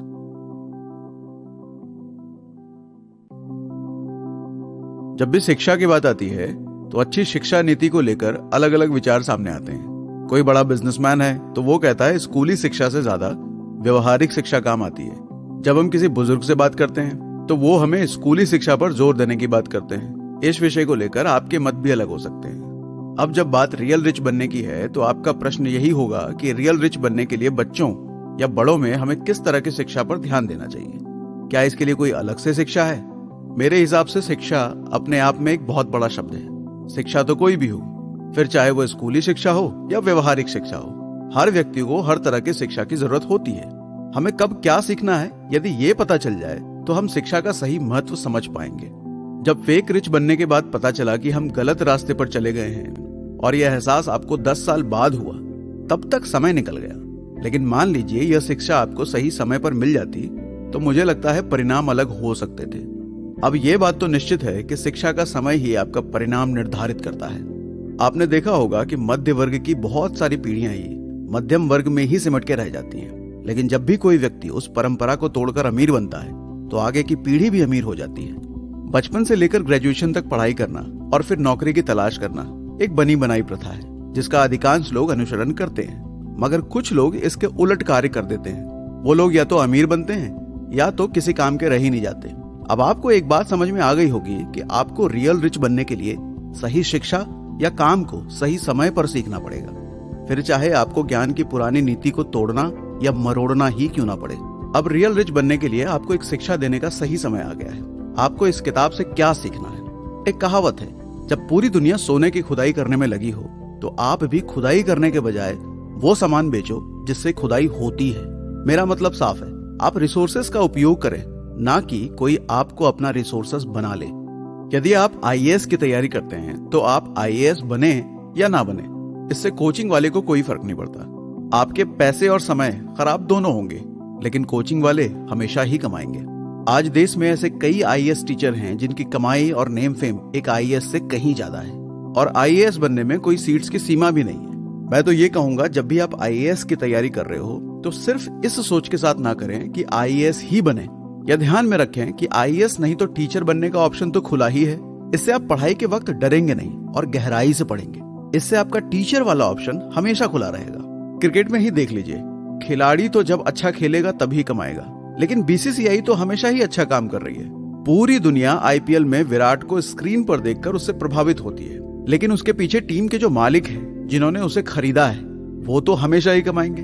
अब मेरे हिसाब से असली हीरो टीम का मालिक ही है। ट्रेडिंग करने वाले कमाएं या ना कमाएं, फिर भी ट्रेडिंग के प्लेटफॉर्म वाले तो हमेशा ही कमाएंगे। इन उदाहरणों से मेरा समझाने का मतलब यह है कि बनी बनाई प्रथा को तोड़ो। जो सोच आपको समाज ने दी है उससे बाहर निकलो, अपनी आंखें खोलो। जो सामने है सिर्फ उसे नहीं देखो, बल्कि उसे देखना सीखो जो उसके पीछे खड़ा है। ऐसा क्यों है कि दुनिया के टॉप बिलियनियर्स वो करके बिलियनियर नहीं बने जो उन्होंने स्कूल या कॉलेज में पढ़ा था, बल्कि वो उस चीज का काम कर रहे हैं जो उन्होंने स्कूल या कॉलेज में पढ़ा भी नहीं था। स्कूल या कॉलेज के अच्छे नंबर आपको अच्छी सोच नहीं दे सकते, बेहतर विचारधारा नहीं दे सकते, अमीर नहीं बना सकते। आपका ज्ञान, आपका अनुभव और आपकी मानसिकता ही आपको रियल रिच बना सकती है। शुरुआती स्कूली शिक्षा को प्राथमिकता आप जिंदगी भर नहीं दे सकते, इसलिए आपको यह समझना होगा कि उम्र के साथ शिक्षा की प्राथमिकताएं भी परिवर्तित करके देखें मेरे हिसाब से आपके परिणाम भी बदल जाएंगे इससे। कुछ विशेष शिक्षा तो स्कूली शिक्षा से अलग है, लेकिन रियल रिच बनने के लिए जो सबसे जरूरी है वो शिक्षाएं कुछ इस तरीके से हैं। Financial education, spiritual education, people education, political education, behavioural education, communication education, business education, common medical education, wellness education, common engineering education, common mathematical education और ऐसे बहुत सारे। यहाँ ध्यान देने वाली बात यह है कि हमें हर चीज में शिक्षित होने की जरूरत नहीं है। जिंदगी जीने के लिए हमें एक एजुकेशन में मास्टर होना पड़ेगा और बाकी में थोड़ा थोड़ा जानकार भी होंगे तो भी चलेगा। एक आर्थिक एक्सपर्ट को चिकित्सा शिक्षा की कोई जरूरत नहीं है। एक इंजीनियर को राजनीतिक शिक्षा की जरूरत नहीं है। वैसे किसी महान इंसान ने कहा भी है कि आपको किसी एक फील्ड में मास्टर होने की जरूरत है, बाकी सभी चीजों को थोड़ा थोड़ा जानो तो भी चलता है। अब यहाँ मैं खुद के अनुभव से आपको कुछ चीजें बताना चाहूंगा कि इंसान को किस उम्र में क्या करना चाहिए। यही है वास्तविक शिक्षा मेरे हिसाब से। जैसे 5 साल से 15 साल के बीच, ये एक ऐसी उम्र है जिसमें आपका 20% ध्यान स्कूली शिक्षा पर और 80% ध्यान खेलकूद में होना चाहिए। जितना संभव हो बच्चों को शारीरिक खेलों में शामिल होना चाहिए, क्योंकि इससे उनका शारीरिक विकास होता है। इस उम्र में शारीरिक गतिविधियों में ज्यादा समय बिताने में शारीरिक क्षमता मजबूत होती है, जिससे वो लंबे समय तक निरोगी रहते हैं। इस युग में जब शिक्षा का विकास हो रहा है, बच्चों को शारीरिक गतिविधियों में शामिल करना बेहद जरूरी है। जिन बच्चों का शारीरिक गतिविधियों में योगदान कम होता है और वो ज्यादा समय तक बैठकर पढ़ाई करते हैं, उनकी शारीरिक क्षमता कमजोर होती चली जाती है। इस उम्र में बच्चों को बारीकी से डिसीजन लेने में कठिनाई हो सकती है कि वो आगे बढ़कर क्या बनना चाहते हैं। यदि आप बचपन से स्पष्ट हैं कि आप इंजीनियर बनना चाहते हैं तो पढ़ाई करें, लेकिन वास्तविक दुनिया में किसी को भी इस आयु में स्पष्ट नहीं होता कि वो आगे चलकर क्या बनेगा। इसलिए सबसे अच्छा है कि 80% ध्यान शारीरिक क्रिया पर हो। अब 15 से 20 साल के बीच कैसी होनी चाहिए जिंदगी? इस उम्र में 60% ध्यान पैसा कमाने वाले कामों पर होना चाहिए। वो चाहे जो भी हो, चाहे इंजीनियरिंग हो, चाहे डॉक्टरी की पढ़ाई हो, चाहे बिजनेस की पढ़ाई हो या फिर कुछ और भी हो। 20% ध्यान एकेडमिक एजुकेशन पर होना चाहिए ताकि आपको अपने क्षेत्र में विशेषज्ञ बनने का अवसर मिले। बाकी 20% समय को मनोरंजन और दूसरे गतिविधियों के लिए समर्पित कर दो ताकि आपकी जिंदगी बिना दबाव के और ज्यादा इंटरेस्टिंग बन पाए। इस शिक्षा में पूंजी या कमाई के लिए किसी भी क्षेत्र में विशेषज्ञ बनने के लिए सबसे ज्यादा ध्यान देना चाहिए। अब 20 से 25 साल की जिंदगी कैसी होनी चाहिए? यह अवस्था जीवन की एक महत्वपूर्ण अवस्था है जिसमें 90% ध्यान वास्तविक शिक्षा और धन कमाने पर होना चाहिए। बाकी 10% समय आप आनंद और अन्य गतिविधियों में लगा सकते हैं। इस उम्र में जीवन को पेशेवर रूप में तैयार करना चाहिए और स्थिरता के बारे में नहीं सोचना चाहिए। हर तरह के काम करते रहें, फिर चाहे कभी ये काम करना पड़े कभी वो काम। यदि नौकरी करना है तो नौकरी करो और नौकरी नहीं करना है तो व्यापार करो, लेकिन एक काम मत करो, वो है शर्म। इस उम्र में किसी भी काम को छोटा मत समझो, चाहे लोग कुछ भी बोले। एक काम में मजा नहीं आया तो दूसरा काम पकड़ो। यानी ये एक ऐसा चरण है जहां आपको चुनना है कि बाकी की जिंदगी आपको क्या काम करना है, क्योंकि इसके बाद आपके पास ज्यादा ऑप्शंस नहीं रहेंगे। इसलिए इस चरण में खुलकर जीवन के साथ प्रयोग कीजिए। ये सबसे महत्वपूर्ण आयु चरण होता है। इस उम्र में आपका प्राइमरी इंटरेस्ट आपकी जिंदगी को प्रमुख बनाएगी। इस उम्र में ठीक ठाक आय कमाने लगे तो भी इस समय में आप शादी कर लें। इससे भविष्य में आप अपने करियर पर ज्यादा अच्छे से फोकस कर पाएंगे। जो लोग कहते हैं कि पहले करियर में सेट हो जाएं, फिर करेंगे शादी, तो जान लीजिए करियर कभी किसी का सेट नहीं होता। मुकेश अंबानी जी अब भी मेहनत करते हैं। मेहनत करते रहना जीवन भर की प्रक्रिया है। आप सेटल कभी हो ही नहीं सकते। यह जीवन भर की प्रक्रिया है। इसके लिए शादी को मत टालें। आपको एक बेसिक इनकम आने लगे तो शादी कर लें, लेकिन हाँ, बेसिक इनकम जरूरी है। अब 25 से 30 साल के बीच की जिंदगी कैसी होनी चाहिए? ये एक ऐसा समय है जहां पर आपको एक करियर का चयन कर लेना चाहिए और ये वो करियर हो जिसमें आपको जीवन लगाना है। एक अच्छा इनकम सोर्स बना लीजिए। कोई भी ऐसा काम जो आपको अपने करियर में सफल होने से भटकाए, उन सभी कामों को इस उम्र में खत्म कर लेना चाहिए। अब 30 से 40 के बीच की जिंदगी कैसी होनी चाहिए? ये वो समय है जब आपको अपने करियर पर 90% फोकस करना चाहिए और बाकी 10% बाकी की चीजों में लगाओ जो आपको ठीक ठाक लगता है। यहाँ पर आपको हेल्थ से भी कॉम्प्रोमाइज करना पड़ सकता है। आपको अपने परिवार को भी समय कम देना पड़ सकता है। आपको सोसाइटी को भूलना पड़ सकता है। ये पूरा समय वनवास का समय होगा। इस समय में आपका एकमात्र लक्ष्य पैसा कमाना होना चाहिए। वैसे भी आप सब चीजें एक साथ बैलेंस करके नहीं चल सकते, कुछ ना कुछ तो छोड़ना ही होगा। मेरे हिसाब से लाइफ के 4 पिलर होते हैं: financial health, spiritual health, social health और फिजिकल हेल्थ। ये बात मेरे हिसाब से वैसे तो सही है, लेकिन इसको बैलेंस करने के लिए आपको 40 की उम्र के बाद ही ध्यान देना चाहिए। यदि आपका लक्ष्य बड़ा है तो इस समय आपको संतुलित जीवन को भूलकर दिन रात मेहनत करनी पड़ेगी। अब 40 से 50 की जिंदगी कैसी होनी चाहिए? अब आप आयु के उस पड़ाव पर होते हैं जब आप परिवार, स्वास्थ्य, समाज और मानसिक शांति पर ध्यान दें। अब आप समाज की उन्नति के लिए काम कर सकते हैं। आप युवा पीढ़ी को मार्गदर्शन दे सकते हैं। अब मुझे लगता है कि रियल एजुकेशन को पाना है तो आपको वो करना होगा जो शायद आपकी बनी बनाई प्रथा, मतलब कि वर्तमान एजुकेशन सिस्टम नहीं करवा पा रहा है। अब मुझे लगता है कि रियल एजुकेशन को पाना है तो आपको वो करना होगा जो शायद आपकी बनी बनाई प्रथा की वर्तमान एजुकेशन सिस्टम नहीं करवा पा रही है। मुझे उम्मीद है कि अब आप रियल एजुकेशन को समझकर रियल रिच बनने की दिशा में आगे जरूर बढ़ेंगे। हम जब भी कोई पुस्तक पढ़ते हैं तो सबसे महत्वपूर्ण उसका सारांश होता है, क्योंकि मन की जिज्ञासा को समाधान से शांत किया जा सकता है। मेरे हिसाब से रियल रिच एक अवधारणा है जो हर एक मिडिल क्लास को सबसे पहले मन से अमीर बनना सिखा रही है। किसी भी लक्ष्य को हासिल करने से पहले मन को तैयार करना पड़ता है, तब जाकर आप उस लक्ष्य को पाने के लिए मेहनत करते हैं। असल बात यह है कि वो मन ही है जो हमें फेक रिच या रियल रिच बनाता है। यहाँ भी कुछ ऐसा ही है। पहले फाइनेंशियल प्लानिंग के लिए अपना मन बनाइए, उसके बाद फाइनेंशियल प्लानिंग के प्रत्येक भाग को गहराई से समझने के बाद आपके अंदर अपने आप रियल रिच की मानसिकता विकसित होने लगेगी। अब जरूरत है तो केवल अनुशासन और योजना पर काम करने की। मैंने पिछले सभी अध्याय में आपके मन और मानसिकता को विकसित करने का प्रयास किया है, ताकि आप समाधान को केवल सुने ही नहीं बल्कि उस पर काम भी करना शुरू कर दें। तभी तो कुछ सालों में आप कहलाएंगे रियल रिच। और मुझे भी ये जानकर खुशी होगी कि आने वाले सेमिनार में ज्यादा से ज्यादा रियल रिच मुझसे मिलें। अब यहाँ बात आती है समाधान की। समाधान नंबर 1, ग्रोथ माइंडसेट पर काम करें। कई बार हम अपने पेरेंट्स या फैमिली मेंबर से सुनते हैं कि सेटल हो जाओ एक बार। आखिर ये सेटल होना क्या होता है? आइए इसको समझते हैं। ये वो लाइन है जो बचपन से हर मिडिल क्लास व्यक्ति के घर में बोली जाती है। पापा बोलते हैं कि बेटा एक बार सेटल हो जाओ, फिर जो मन आए वो करना, लेकिन पहले एक बार नौकरी लेकर सेटल हो जाओ। बच्चा अगर बोल रहा है पापा बिजनेस करना है, तो पापा बोलेंगे पहले नौकरी लेकर एक बार सेटल हो जाओ, फिर बाद में बिजनेस कर लेना। और बच्चा अगर बोल रहा है कि पापा कॉमेडियन बनना है, तो पापा बोलेंगे पहले बेटा फिर से नौकरी लेके एक बार सेटल हो जाओ, फिर जो बाद में होगा करते रहना। और अगर बच्चा बोल रहा है कि पापा एक्टर बनना है, तो पापा बोलेंगे बच्चे पहले नौकरी लेकर एक बार सेटल हो जाओ, फिर बाद में जो करना होगा करते रहना।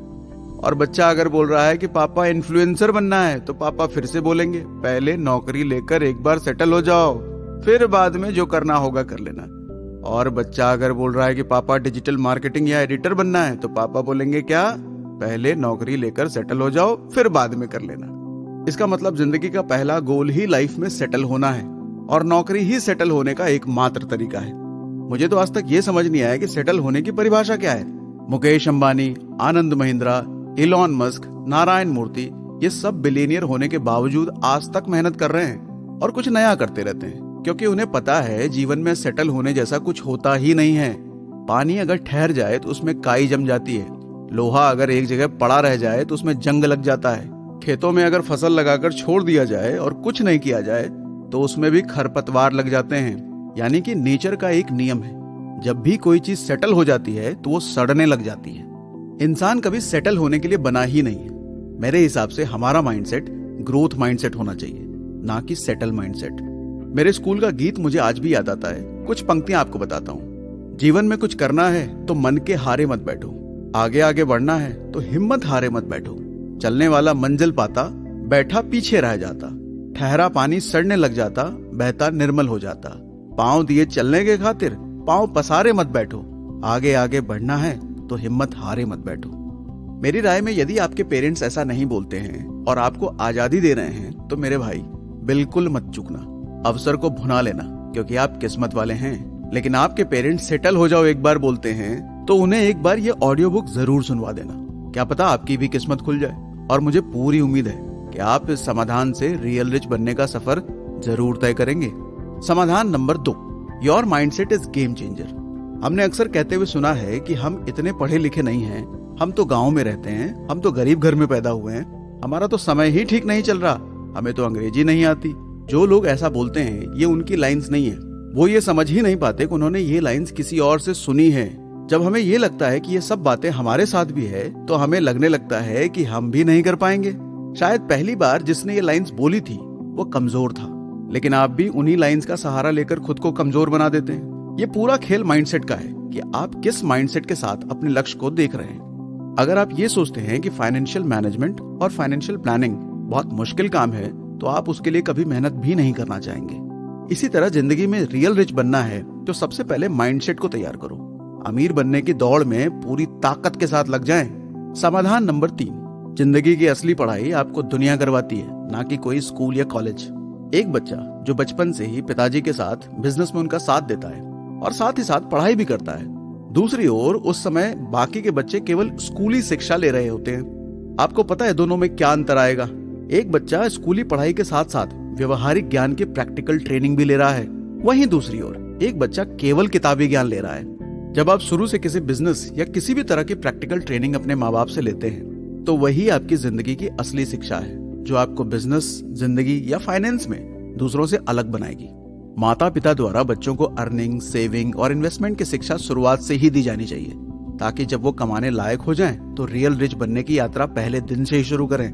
आज भी देश में युवाओं को 25 से 30 साल के बाद ही फाइनेंशियल प्लानिंग की अहमियत समझ में आती है, जो कि मेरे हिसाब से गलत है। आपको एक बात जानकर हैरानी होगी कि व्यापारी अपने बच्चों को शुरुआत से ही बिजनेस के गुण सिखाते हैं, ताकि वो बड़ा होकर एक अच्छा जीवन जी सके। बच्चों को पैसे का महत्व आपको उनकी छोटी उम्र से ही सिखा देना चाहिए। कई बार पेरेंट्स पैसे से संबंधित बातों को बच्चों के सामने करना गलत मानते हैं, जबकि ये बात बिल्कुल गलत है। आप भी अगर यही गलती कर रहे हैं तो आज से खुद में सुधार लाएं। बच्चों में रियल रिच की मानसिकता को पनपने का अवसर दें। यही जीवन की असली शिक्षा है, जो आपको और आपके परिवार को समृद्ध बनाएगी। अब समाधान नंबर 4, फाइनेंशियल सिक्योरिटी के लिए काम कीजिए। कई लोग जॉब सिक्योरिटी के बारे में सोचते हैं, जबकि आपको अपनी मंजिल फाइनेंशियल सिक्योरिटी से मिलेगी। मिडिल क्लास व्यक्ति को हर चीज फिक्स चाहिए, फिर चाहे वो जॉब हो, सैलरी हो, वर्किंग आवर्स हो। इसके हिसाब से यदि ऐसा नहीं है तो जिंदगी में रिस्क है। ये लोग कभी रिस्क लेना ही नहीं चाहते। ये रिच बनना तो चाहते हैं, लेकिन केवल दिखावा करने के लिए। ये लोग मालिक बनना चाहते हैं, लेकिन रिस्क नहीं लेना चाहते। इनकी चाहत और इनके एक्शन में जो अंतर है, वही इन्हें फेक रिच बना देती है। ये लोग जो भी कमाते हैं उसे अपनी जरूरतों, दिखावे और इच्छाओं पर खत्म कर देते हैं। यदि हम अपनी प्रायोरिटी पैसे कमाने और कमाए हुए पैसे से खर्चा करने से हटाकर वित्तीय रूप से स्वतंत्र होने की तरफ कर दें, तो हमारी पूरी जिंदगी बदल सकती है। फाइनेंशियल सिक्योरिटी का मतलब है कि आप पैसों की जरूरत को लेकर अपने आप को सुरक्षित महसूस करें। जैसे आपके घर की सिक्योरिटी एक सिक्योरिटी गार्ड करता है, ठीक उसी तरीके से आपका पैसा आपकी जिंदगी को सुरक्षित बना देता है। आपके बैंक और निवेश के रूप में आपके पास इतने पैसे होने चाहिए कि यदि आने वाले कई महीनों तक आपकी रेगुलर इनकम बंद भी हो जाए, तो घर के जरूरी खर्चे आराम से चलते रहें। यह सोचना ना पड़े कि अब घर चलाने के लिए पैसे का इंतजाम कैसे होगा। यही तो है वित्तीय सुरक्षा। मुझे लगता है कि अब आप रियल रिच बनने की यात्रा की शुरुआत कर सकते हैं, और यदि पहले ही आप उस यात्रा पर हैं, आपको इस ऑडियो बुक से सही समझ मिलेगी।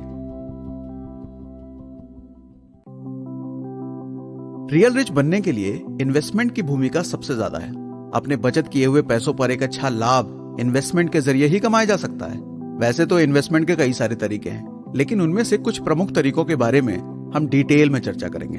आपको इन्वेस्टमेंट करते समय कई बातों का ध्यान रखना होता है, जैसे कि ROI, रिटर्न ऑन इन्वेस्टमेंट क्या है, रिस्क कितना है, इन्वेस्टमेंट का पीरियड क्या है, और इन्वेस्टमेंट के लिए टर्म्स एंड कंडीशन क्या है। ऐसी और भी बहुत कुछ, जिसमें सबसे पहले हम बात करते हैं फिक्स डिपॉजिट के बारे में। भारत के फाइनेंशियल मार्केट में फिक्स डिपॉजिट यानी कि FD एक बहुत ही फेमस, एक बहुत ही इंपॉर्टेंट विकल्प है, यानी कि ऑप्शन है, जो लोगों को सुरक्षित और निश्चित आय देने का वादा करती है। फिक्स डिपॉजिट क्या है? फिक्स डिपॉजिट यानी कि FD ये निवेश का एक विकल्प है, जिसमें व्यक्ति एक निर्धारित समय अवधि के लिए एक निश्चित राशि को एक बैंक में जमा करता है, और इस राशि पर बैंक नियमित अंतराल पर ब्याज देता है, जिससे निवेशकों को स्थिर और नियमित आय प्राप्त होती है।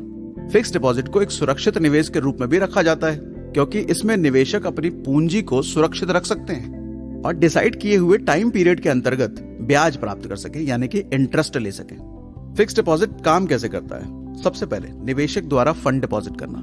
जो इंसान फिक्स डिपॉजिट में इन्वेस्ट करना चाहता है, वो सबसे पहले अपने चूज किए हुए बैंक में जाकर या इंटरनेट बैंकिंग के जरिए निर्धारित राशि को, यानी कि पैसे को जमा करता है। इस डिपॉजिट को 1 महीना, 3 महीना, 6 महीना, 1 साल या उससे भी ज्यादा टाइम ड्यूरेशन के लिए निवेश किया जा सकता है। दूसरा, ब्याज दर का चयन, यानी कि इंटरेस्ट रेट का चयन। बैंक के द्वारा निर्धारित समयावधि के लिए निर्धारित ब्याज दरें प्रदान की जाती है। जो निवेशकों को सुरक्षित और स्थिर ब्याज दर के साथ लाभ प्रदान करती है। तीसरा, समयावधि का समापन यानी कि टाइम ड्यूरेशन के पूरे होने पर। समयावधि के समापन पर निवेशक अपनी पूंजी और जमा किए गए ब्याज के साथ अपने खाते से निकाल सकते हैं या फिर उसे नई समयावधि के लिए नए फिक्स डिपॉजिट में री इन्वेस्ट कर सकते हैं। फिक्स डिपॉजिट के प्रकार क्या क्या है? पहला, सामान्य फिक्स डिपॉजिट। इसमें निवेशक निर्धारित समयावधि के लिए निश्चित राशि को जमा करता है और बैंक उसे निर्धारित ब्याज दर पर ब्याज देता है। निवेशक समयावधि के दौरान पूंजी को निकाल सकता है, लेकिन इस पर पूंजी निकालने के पूर्व निर्धारित शर्तें हो सकती हैं। दूसरा, टैक्स सेवर फिक्स डिपॉजिट। इसे इनकम टैक्स एक्ट के तहत छूट प्रदान के लिए बनाया गया है। निवेशक इसमें 5 साल के लिए निवेश करता है और उसे निर्धारित ब्याज दर पर ब्याज कमाने का मौका मिलता है। इसे इनकम टैक्स एक्ट के तहत छूट प्रदान करने के लिए बनाया गया है। निवेशक इसमें 5 साल के लिए निवेश करता है और उसे निर्धारित ब्याज दर पर ब्याज कमाने का अवसर मिलता है। इस प्रकार यह फिक्स डिपॉजिट एक सुरक्षित और टैक्स बचाने का उत्तम तरीका हो सकता है। फिक्स डिपॉजिट के फायदे। सबसे पहला, नियमित ब्याज दरें। एक मुख्य लाभ यह है कि निवेशकों को नियमित ब्याज दरें प्राप्त होती हैं, जिससे उन्हें स्थिर और निश्चित आय प्राप्त होती है। दूसरा, नियमित रूप से ब्याज। निवेशकों को नियमित अंतराल पर ब्याज कमाने का सुविधा मिलता है, जिससे उन्हें साल के दौरान नियमित रूप से आय मिलती है। तीसरा, सुरक्षित निवेश। फिक्स डिपॉजिट एक सुरक्षित निवेश है, क्योंकि इनमें निवेशकों को पूंजी के नुकसान होने का खतरा नहीं होता है। चौथा, निर्धारित समयावधि। फिक्स डिपॉजिट में निवेशकों को एक निर्धारित टाइम पीरियड के लिए पूंजी को जमा रखना होता है। हालांकि जरूरत पड़ने पर एफडी को मैच्योरिटी से पहले निकाला जा सकता है। मेरे हिसाब से फिक्स डिपॉजिट एक अच्छा विकल्प है रिस्क फ्री इमरजेंसी फंड को क्रिएट करने के लिए, ताकि जरूरत पड़ने पर आपको तुरंत वो फंड मिल जाए। निवेश की दृष्टि से एफडी की ब्याज दरें बहुत कम होती है, इसलिए इनका उपयोग ज्यादातर इमरजेंसी फंड्स को सुरक्षित करने के लिए ही किया जाता है। रिकरिंग डिपॉजिट एक तरह का टाइम डिपॉजिट होता है, जिसमें इंसान को नियमित अंतराल पर निर्धारित अवधि के लिए एक निर्धारित धनराशि जमा करनी होती है। कई लोग आरडी यानी कि रिकरिंग डिपॉजिट अपने मासिक आय के हिसाब से कर सकते हैं। रिकरिंग डिपॉजिट की विशेषताएं। सबसे पहला, मासिक योजनाएं। आरडी का लाभ यह है कि एक मासिक योजना होती है, यानी कि मंथली प्लानिंग के तहत इसको किया जाता है। यह उनके लिए सबसे ज्यादा उपयोगी होता है जो हर महीने बचत करना चाहते हैं। दूसरा, फ्लेक्सिबल टाइम ड्यूरेशन। एक आरडी की अवधि पूर्व निर्धारित होती है, यानी कि प्री डिसाइडेड होती है, जो खाता खोलने के समय से पहले निर्धारित की जाती है। यह बैंक की पॉलिसी और ग्राहक की पसंद के आधार पर कुछ महीनों से लेकर कुछ वर्षों तक हो सकती है। तीसरा, ब्याज दरें यानी कि इंटरेस्ट रेट। स्थायी जमा की तरह आरडी लागत के लिए एक स्थायी ब्याज दर प्रदान करती है। ब्याज दरें सामान्यतः टर्म डिपॉजिट की तुलना में कम होती है, लेकिन वो इन्वेस्टमेंट पर एक फिक्स्ड इंटरेस्ट रेट आपको देती है। चौथा है प्री मैच्योर विड्रॉल। हालांकि आरडी को स्थिर अवधि के लिए डिजाइन किया गया है। कुछ बैंक विशिष्ट शर्तों के साथ पूर्वानुमानित निकासी की अनुमति देते हैं। हालांकि ऐसी निकासी पर ब्याज दर कम हो जाता है। पांचवा है कंपाउंडिंग पीरियड। आरडी पर इंटरेस्ट क्वार्टरली, हाफ ईयरली या ईयरली रूप से कंपाउंड हो सकता है, जिसे बैंक की पॉलिसी के अनुसार निर्धारित किया जाता है। कंपाउंडिंग योजना बनाने से ब्याज पर ब्याज की और भी वृद्धि होती है, जिससे निवेश का कुल विकास होता है। Recurring deposit. रिकरिंग डिपॉजिट एक प्रकार का टाइम डिपॉजिट होता है, जिसमें इंसान को नियमित अंतरालों पर निर्धारित अवधि के लिए एक निर्धारित पैसा जमा करना होता है। कई लोग आरडी को अपने मासिक आय के हिसाब से कर सकते हैं। रिकरिंग डिपॉजिट की विशेषताएं क्या हैं, जरा ये समझ लेते हैं। पहला, आरडी का लाभ ये है कि एक मासिक योजना है। ये उनके लिए अधिक उपयोगी है जो हर महीने बचत करना चाहते हैं। दूसरा, एक आरडी की टाइम ड्यूरेशन पहले से फिक्स होती है, जो खाता खोलने के समय से पहले ही निर्धारित की जाती है। ये बैंक की पॉलिसी और ग्राहक की पसंद के आधार पर कुछ महीनों से लेकर कुछ वर्षों तक भी हो सकती है। तीसरा, फिक्स डिपॉजिट की तरह आरडी भी एक फिक्स्ड इंटरेस्ट रेट प्रदान करती है। ब्याज दरें सामान्यतः टर्म डिपॉजिट की तुलना में थोड़ी कम होती है, लेकिन वो निवेश पर एक फिक्स्ड ब्याज प्रदान करती है। चौथा, प्री मैच्योर विड्रॉल। हालांकि आरडी को स्थिर अवधि के लिए डिजाइन किया गया है। कुछ बैंक स्पेशल टर्म्स के साथ प्री मैच्योर विड्रॉल की अनुमति देते हैं। हालांकि ऐसे विड्रॉल पर ब्याज दरें कम हो सकती हैं। पांचवा, कंपाउंडिंग पीरियड। आरडी का ब्याज क्वार्टरली, हाफ ईयरली, ईयरली रूप से कंपाउंड होता है, जिसे बैंक की पॉलिसी के अनुसार निर्धारित किया जाता है। कंपाउंडिंग योजना बनाने से हमें मिलने वाले ब्याज पर भी ब्याज मिलता है, जिससे निवेश का कुल विकास होता है। रिकरिंग डिपॉजिट के फायदे। सबसे पहला, discipline saving. RD financial discipline द्वारा इंसान में नियमित रूप से धन बचाने की आदत डालती है और इस अनुशासित दृष्टिकोण से समय के साथ फाइनेंशियल गोल्स को प्राप्त करने में मदद भी मिलती है। दूसरा, स्पेशलिटी। कम मासिक योजना आवश्यकता के स्तर में होने के कारण आरडी का विभिन्न व्यक्तियों तक पहुंच पाना संभव है, जिनमें से कुछ बिल्कुल कम आय वाले लोग शामिल हो सकते हैं। ये पहली बार बचत करने वालों के लिए एक लाभदायी विकल्प हो सकता है। तीसरा, फिक्स्ड रिटर्न। आरडी द्वारा प्रदान की जाने वाली फिक्स्ड ब्याज दरें निवेशकों को उनके निवेश पर सुनिश्चित ब्याज दर प्रदान करती है। चौथा, योजना की निर्धारित अवधि। आरडी विभिन्न वित्तीय लक्ष्यों के साथ अपनी बचत की अवधि का चयन करने की योजना बनाने में सुविधा प्रदान करती है। शॉर्ट टर्म इन्वेस्टमेंट करने वालों के लिए आरडी एक अच्छा ऑप्शन है, लेकिन याद रखें इसमें रिटर्न आपको कम ही मिलेगा, क्योंकि ये आपको फिक्स रिटर्न देने का वादा करते हैं। पब्लिक प्रोविडेंट फंड यानी कि पीपीएफ। पब्लिक प्रोविडेंट फंड एक लोकप्रिय इन्वेस्टमेंट ऑप्शन है जो भारतीय सरकार द्वारा मैनेज की जाती है, जो लोगों को सुरक्षित और लॉन्ग टर्म सेविंग का ऑप्शन प्रदान करती है। इस योजना को 1968 में शुरू किया गया था और इसका प्राइमरी उद्देश्य लोगों को वित्तीय स्वतंत्रता यानी कि फाइनेंशियल फ्रीडम प्रदान करना था, ताकि वो अपनी आवश्यक जरूरतों और भविष्य के लक्ष्यों की पूर्ति के लिए निवेश कर सकें। अब जानते हैं पीपीएफ की स्पेशलिटी क्या है। सबसे पहला, पीपीएफ योजना की अवधि कम से कम 15 साल है, जिसके बाद ही आप अपने पैसे वापस ले सकते हैं या स्कीम को आगे और एक्सटेंड भी कर सकते हैं। दूसरा, आप पीपीएफ में निवेश की राशि को 5 साल के बाद ही निकाल सकते हैं, लेकिन पूर्ण राशि निकालने के लिए 15 वर्ष का पूरा समय होना चाहिए। तीसरा, पीपीएफ में न्यूनतम राशि निवेश करने के लिए आपको सिर्फ 500 रुपए ही जमा करना होता है, जो इसे आम लोगों के लिए बहुत ही उपयुक्त बना देता है। चौथा, पीपीएफ में किए गए निवेश पर आपको इनकम टैक्स छूट भी मिलती है, जिससे ये टैक्स बचाने का एक अच्छा तरीका भी बन जाता है। पांचवा, पीपीएफ योजना को भारत सरकार द्वारा सुरक्षित बनाया गया है, जिससे इसमें निवेश करने वाले व्यक्तियों को वित्तीय स्थिति की चिंता करने की आवश्यकता नहीं होती है। छठा, पीपीएफ में मिलने वाला ब्याज दर समय समय पर सरकार द्वारा निर्धारित किया जाता है और यह साल में बदल सकता है। सामान्यतः इसमें बदलाव होता रहता है ताकि ये आपकी निवेश राशि को बढ़ा सके। अब पीपीएफ में निवेश करने की प्रक्रिया क्या है, जरा ये भी जान लेते हैं। सबसे पहले आपको अपने नजदीकी बैंक या पोस्ट ऑफिस में पीपीएफ खाता खोलने के लिए आवेदन करना होगा। आपको यह सुनिश्चित करना होगा कि आपकी आयकर संबंधी जानकारी और अन्य आवश्यक दस्तावेज सही हैं। दूसरा, खाता खोलने के बाद आपको प्रतिवर्ष निश्चित योग्यता और नियमों के अनुसार निवेश करना है। आप इसे अपनी सुविधा के हिसाब से मासिक, तिमाही, वार्षिक आदान प्रदान के रूप में कर सकते हैं। तीसरा, पीपीएफ एक लॉन्ग टर्म इन्वेस्टमेंट है, तो आपको ध्यान में हमेशा ये रखना है कि आपका पैसा 15 साल के लिए लॉक हो जाएगा। हाँ, कुछ खास शर्तें जरूर हैं जिस पर आप 15 साल से पहले निकाल सकते हैं, लेकिन उस खास शर्तों की एक सूची आपको अच्छे से पढ़ लेनी चाहिए। चौथा, पीपीएफ में मिलने वाला ब्याज ईयरली कैलकुलेट होता है और इसे प्रिंसिपल अमाउंट में जोड़ा जाता है।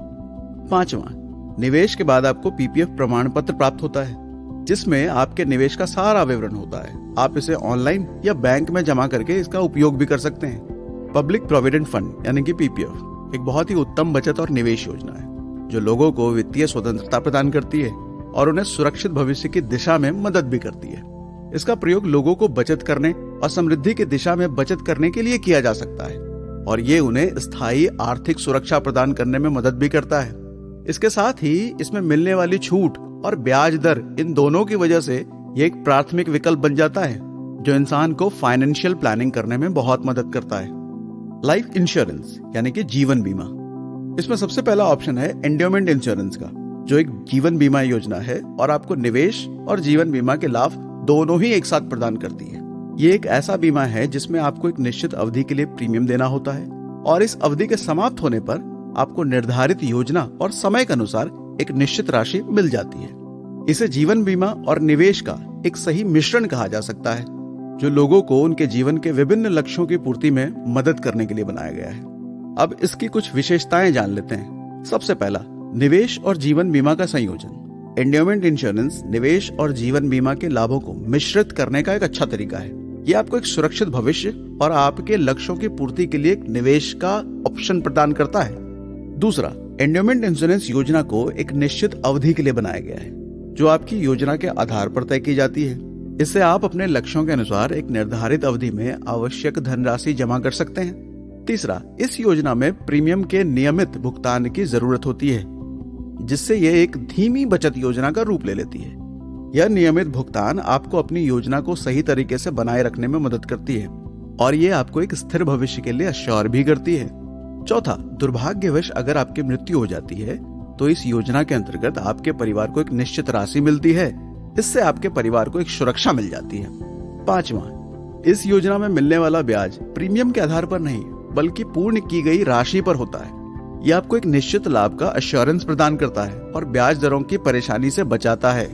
अब एक ध्यान देने वाली बात जरूर समझिए, एंडोमेंट इंश्योरेंस सेविंग और इंश्योरेंस का मिक्सचर है, मगर ध्यान रहे इसे अगर आप सिर्फ रिटर्न पाने के ख्याल से देखें तो इसमें आपको सालाना रिटर्न एफडी के लगभग या उसके आसपास ही मिल सकता है। ये उन लोगों के लिए एक अच्छा सेविंग ऑप्शन हो सकता है जिन्हें इंश्योरेंस के साथ साथ एक फिक्स टाइम पर बड़े पैसे की जरूरत है। वैसे मेरे हिसाब से आपको सेविंग ऑप्शंस और इंश्योरेंस ऑप्शंस दोनों अलग अलग रखने चाहिए। इससे सेविंग पर आप ज्यादा रिटर्न हासिल कर पाएंगे और इंश्योरेंस में ज्यादा बड़ा कवर भी।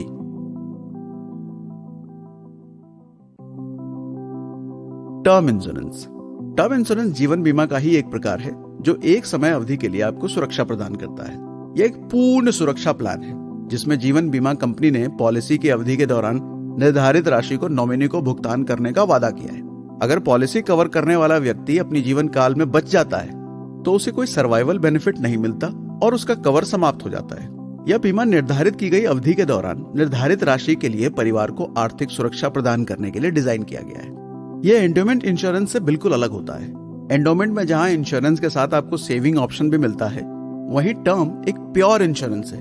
वहीं एंडोमेंट में ज्यादा प्रीमियम देकर बहुत कम लाइफ कवर मिलता है, मगर दोनों के अपने अपने फायदे हैं। मैं यहाँ दोनों में से किसी को गलत या सही नहीं बता रहा हूँ, दोनों के इस्तेमाल के हिसाब से अलग अलग फायदे हैं। टर्म इंश्योरेंस काम कैसे करता है?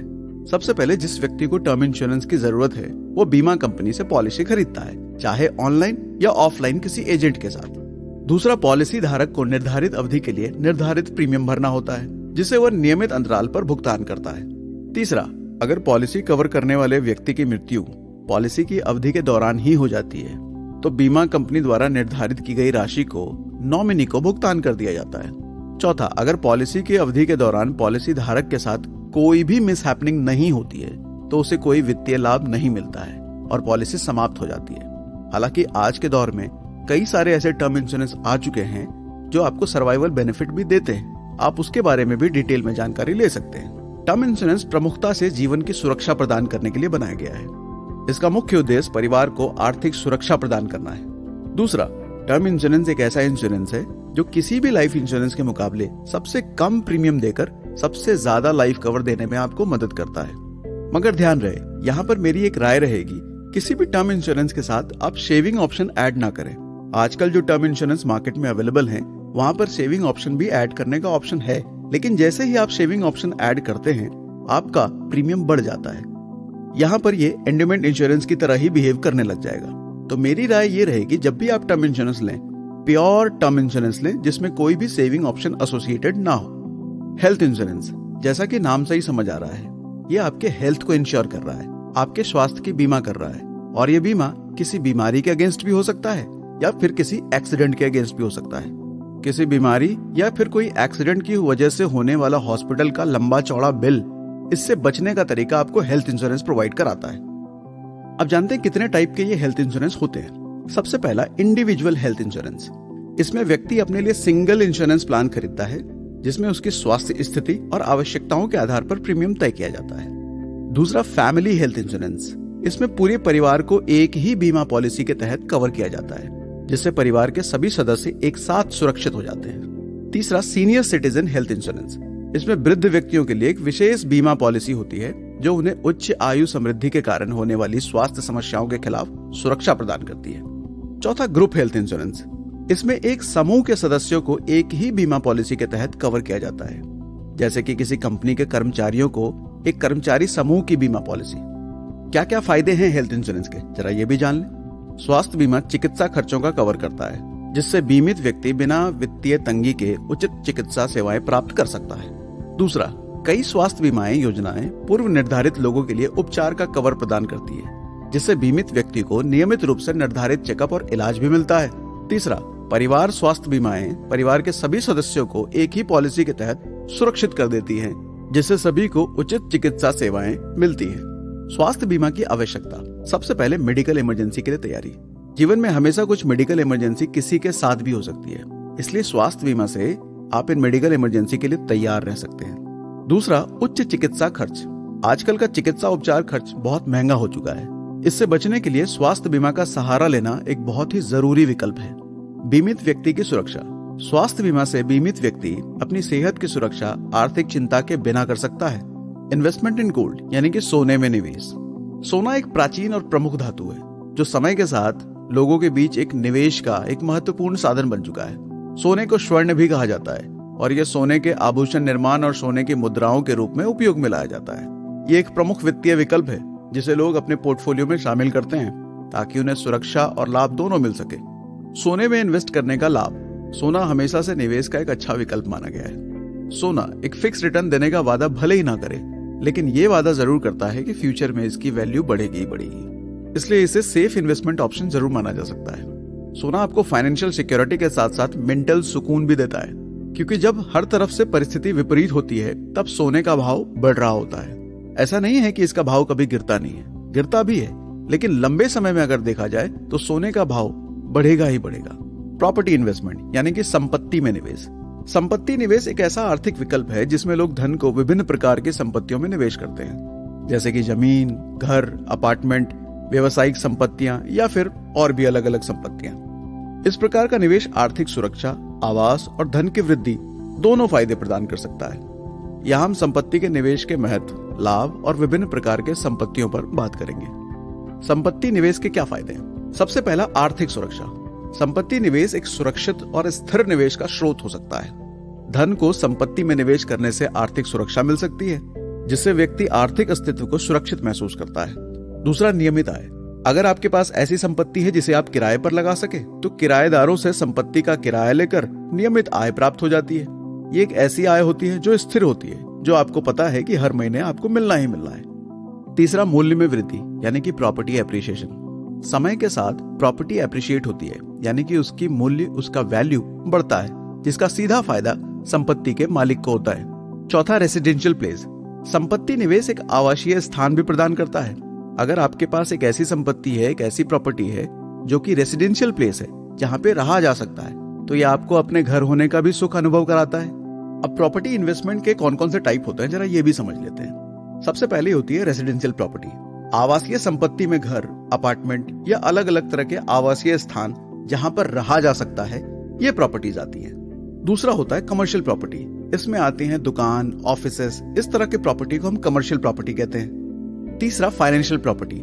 तीसरा होता है फाइनेंशियल प्रॉपर्टी, यानी कि वित्तीय संपत्ति में शेयर बाजार, बैंक और अन्य निवेश से मिलने वाले लाभ को शामिल किया जा सकता है। इसमें निवेशकों को वित्तीय बाजार की सुरक्षा और मानकों का पालन करने का एक अच्छा तरीका मिलता है। मगर ध्यान रहे, संपत्ति निवेश के साथ कुछ सावधानियां भी जरूर बरतनी है आपको। सबसे पहला, बाजार का अध्ययन। संपत्ति निवेश से पहले बाजार का अच्छे से अध्ययन करना बहुत जरूरी है। निवेशकों को विभिन्न संपत्ति के क्षेत्रों की ताजगी और बाजार की प्रवृत्तियों का ध्यान रखना जरूरी है। दूसरा है निवेश का उद्देश्य। निवेशकों को यह तय करना चाहिए कि उनका निवेश आय के लिए है, लाभ के लिए है या आवास के लिए है। इससे वह सभी प्रकार की संपत्तियों का चयन अच्छे से कर सकते हैं। तीसरा, निवेश स्थल का चयन। संपत्ति निवेश में स्थान का महत्वपूर्ण भूमिका होता है। स्थान की सुविधाएं, परिवहन और बाजार के आसपास होना ज्यादा महत्वपूर्ण माना जाता है। चौथा, किराएदार का सही चयन। अगर संपत्ति को किराए पर देना है तो निवेशकों को ध्यानपूर्वक किराएदार का चयन करना चाहिए। अच्छे किराएदार से निवेशकों को नियमित आय प्राप्त होती है। पांचवा, आय, खर्च और लाभ का विश्लेषण।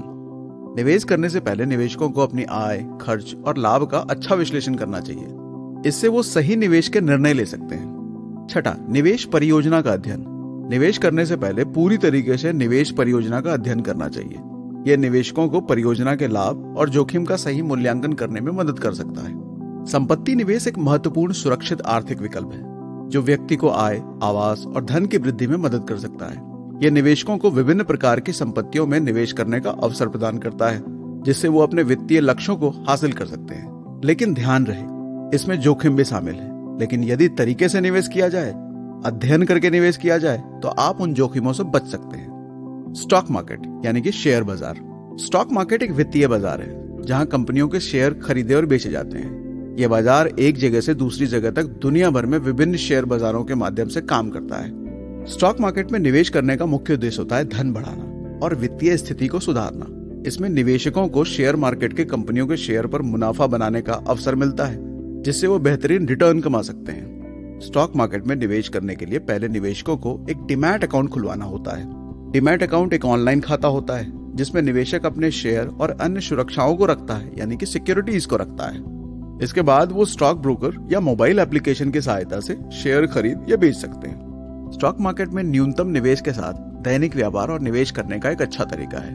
इसमें निवेशक दिन भर अपने निर्णय के आधार पर शेयर खरीद और बेच सकते हैं और उससे लाभ कमा सकते हैं। इसे विशेषकर उन निवेशकों के लिए उपयुक्त माना गया है जो बाजार की गति को सही तरीके से पढ़ सकते हैं और उसके अकॉर्डिंग निर्णय ले सकते हैं। ये एक और तरीका है लॉन्ग टर्म इन्वेस्टमेंट का, जिसमें निवेशक शेयरों को लंबे समय तक होल्ड करके, यानी कि अपने पास रख कर उसकी वृद्धि होने के बाद उससे कमाई करते हैं। इसमें निवेशक अच्छी कंपनियों का चयन करते हैं और उन्हें समय के साथ वित्तीय लाभ होते हैं। इस तरीके में लाभ यह है कि निवेशकों को बाजार की अनियमितता से बचने में मदद मिलती है और वो लंबे समय तक अपने निवेश से फायदा कमा सकते हैं। इस तरीके में लाभ ये है कि निवेशकों को बाजार की अनियमितताओं से बचने में मदद मिलती है और वो लंबे समय तक अपने निवेश से फायदा कमाते हैं। निवेश करने से पहले निवेशकों को बाजार की मौद्रिक प्रक्रिया, यानी कि प्राइस मूवमेंट को समझना जरूरी है। शेयर की प्राइस में ग्रोथ या शेयर की प्राइस में कमी, इंटरेस्ट रेट में कमी या इंटरेस्ट रेट में ज्यादा, इन सारी चीजों का विश्लेषण एक निवेशक को करना बहुत जरूरी है। स्टॉक मार्केट में निवेश करने के लिए सबसे जरूरी बात यह है कि निवेशकों को अपने लक्ष्यों और रिस्क टॉलरेंस को समझना चाहिए, जैसे कि वे निवेश करने के लिए कितना और किस प्रकार की पूंजी को खो सकते हैं। इस बात का आकलन पहले ही कर लेना जरूरी है। स्टॉक मार्केट में निवेश करने के लिए निवेशकों को विभिन्न प्रकार के शेयरों में निवेश करने का विचार करना चाहिए, जिससे कि उनका पोर्टफोलियो डाइवर्सिफाइड बन सके। बड़ी बड़ी कंपनियों के शेयरों में निवेश करना ज्यादा सुरक्षित माना जाता है, लेकिन छोटी कंपनियों के शेयरों में निवेश करना ज्यादा लाभकारी हो सकता है, ये उतना ही साथ में रिस्की भी है। स्टॉक मार्केट में निवेश करने के दौरान निवेशकों को बाजार की स्थिति का नियमित रूप से निरीक्षण करना जरूरी है। अपने निवेश को समझदारी से प्रबंधित करना, यानी कि मैनेज करना, वो भी जरूरी है। जब आप स्टॉक मार्केट में निवेश करते हैं तो आपको हर रोज बाजार के मूवमेंट को ऑब्जर्व करना भी जरूरी है। Crypto currency investment, crypto currency जिसे आमतौर पर क्रिप्टो भी कहा जाता है, एक डिजिटल वित्तीय साधन है जिसमें क्रिप्टोग्राफी, यानी कि रहस्य शास्त्र का उपयोग किया जाता है। इसमें सबसे फेमस क्रिप्टो करेंसी बिटकॉइन है। इसके अलावा और भी कई क्रिप्टो करेंसी हैं, जैसे इथेरियम है, लाइटकॉइन है और भी बहुत सारी है। क्रिप्टो करेंसी जो बीते कुछ सालों में ज्यादा पॉपुलर हुआ है, ये एक तरह का डिजिटल करेंसी है जिसे आप छू नहीं सकते, देख नहीं सकते। ये पूरी तरीके से वर्चुअल है। कुछ फेमस क्रिप्टो करेंसी का शायद आपने नाम भी सुना होगा, जैसे बिटकॉइन, इथेरियम और भी बहुत सारे हैं। यहाँ भी शेयरों की तरह करेंसी का भाव बढ़ने पर प्रॉफिट और घटने पर लॉस बुक किया जाता है। क्रिप्टो बाजार सबसे ज्यादा रिस्क वाला बाजार है, तो अगर आप इसमें इन्वेस्ट करना चाहते हैं तो मेरी राय में आपको बहुत ज्यादा रिसर्च करने की जरूरत है। ऐसा ना हो कि किसी ने कह दिया ये क्रिप्टो बढ़ने वाला है, इसमें पैसा लगा दो, तो ऐसी हालत में लोगों का नुकसान ही होता है। मैं पूरी उम्मीद करता हूँ इस ऑडियो बुक से आपको सोचने का नया नजरिया मिला होगा। अब ये आपको डिसाइड करना है कि आपको रियल रिच बनना है या फेक रिच, और आपको ही डिसाइड करना है कि दूसरों को दिखाने के लिए महंगी चीजें खरीदनी है या अपने और अपने परिवार के बेहतर भविष्य के लिए पैसे को इन्वेस्ट कर सच में अमीर बनना है। आपकी राय आप मुझे कमेंट बॉक्स में बता सकते हैं।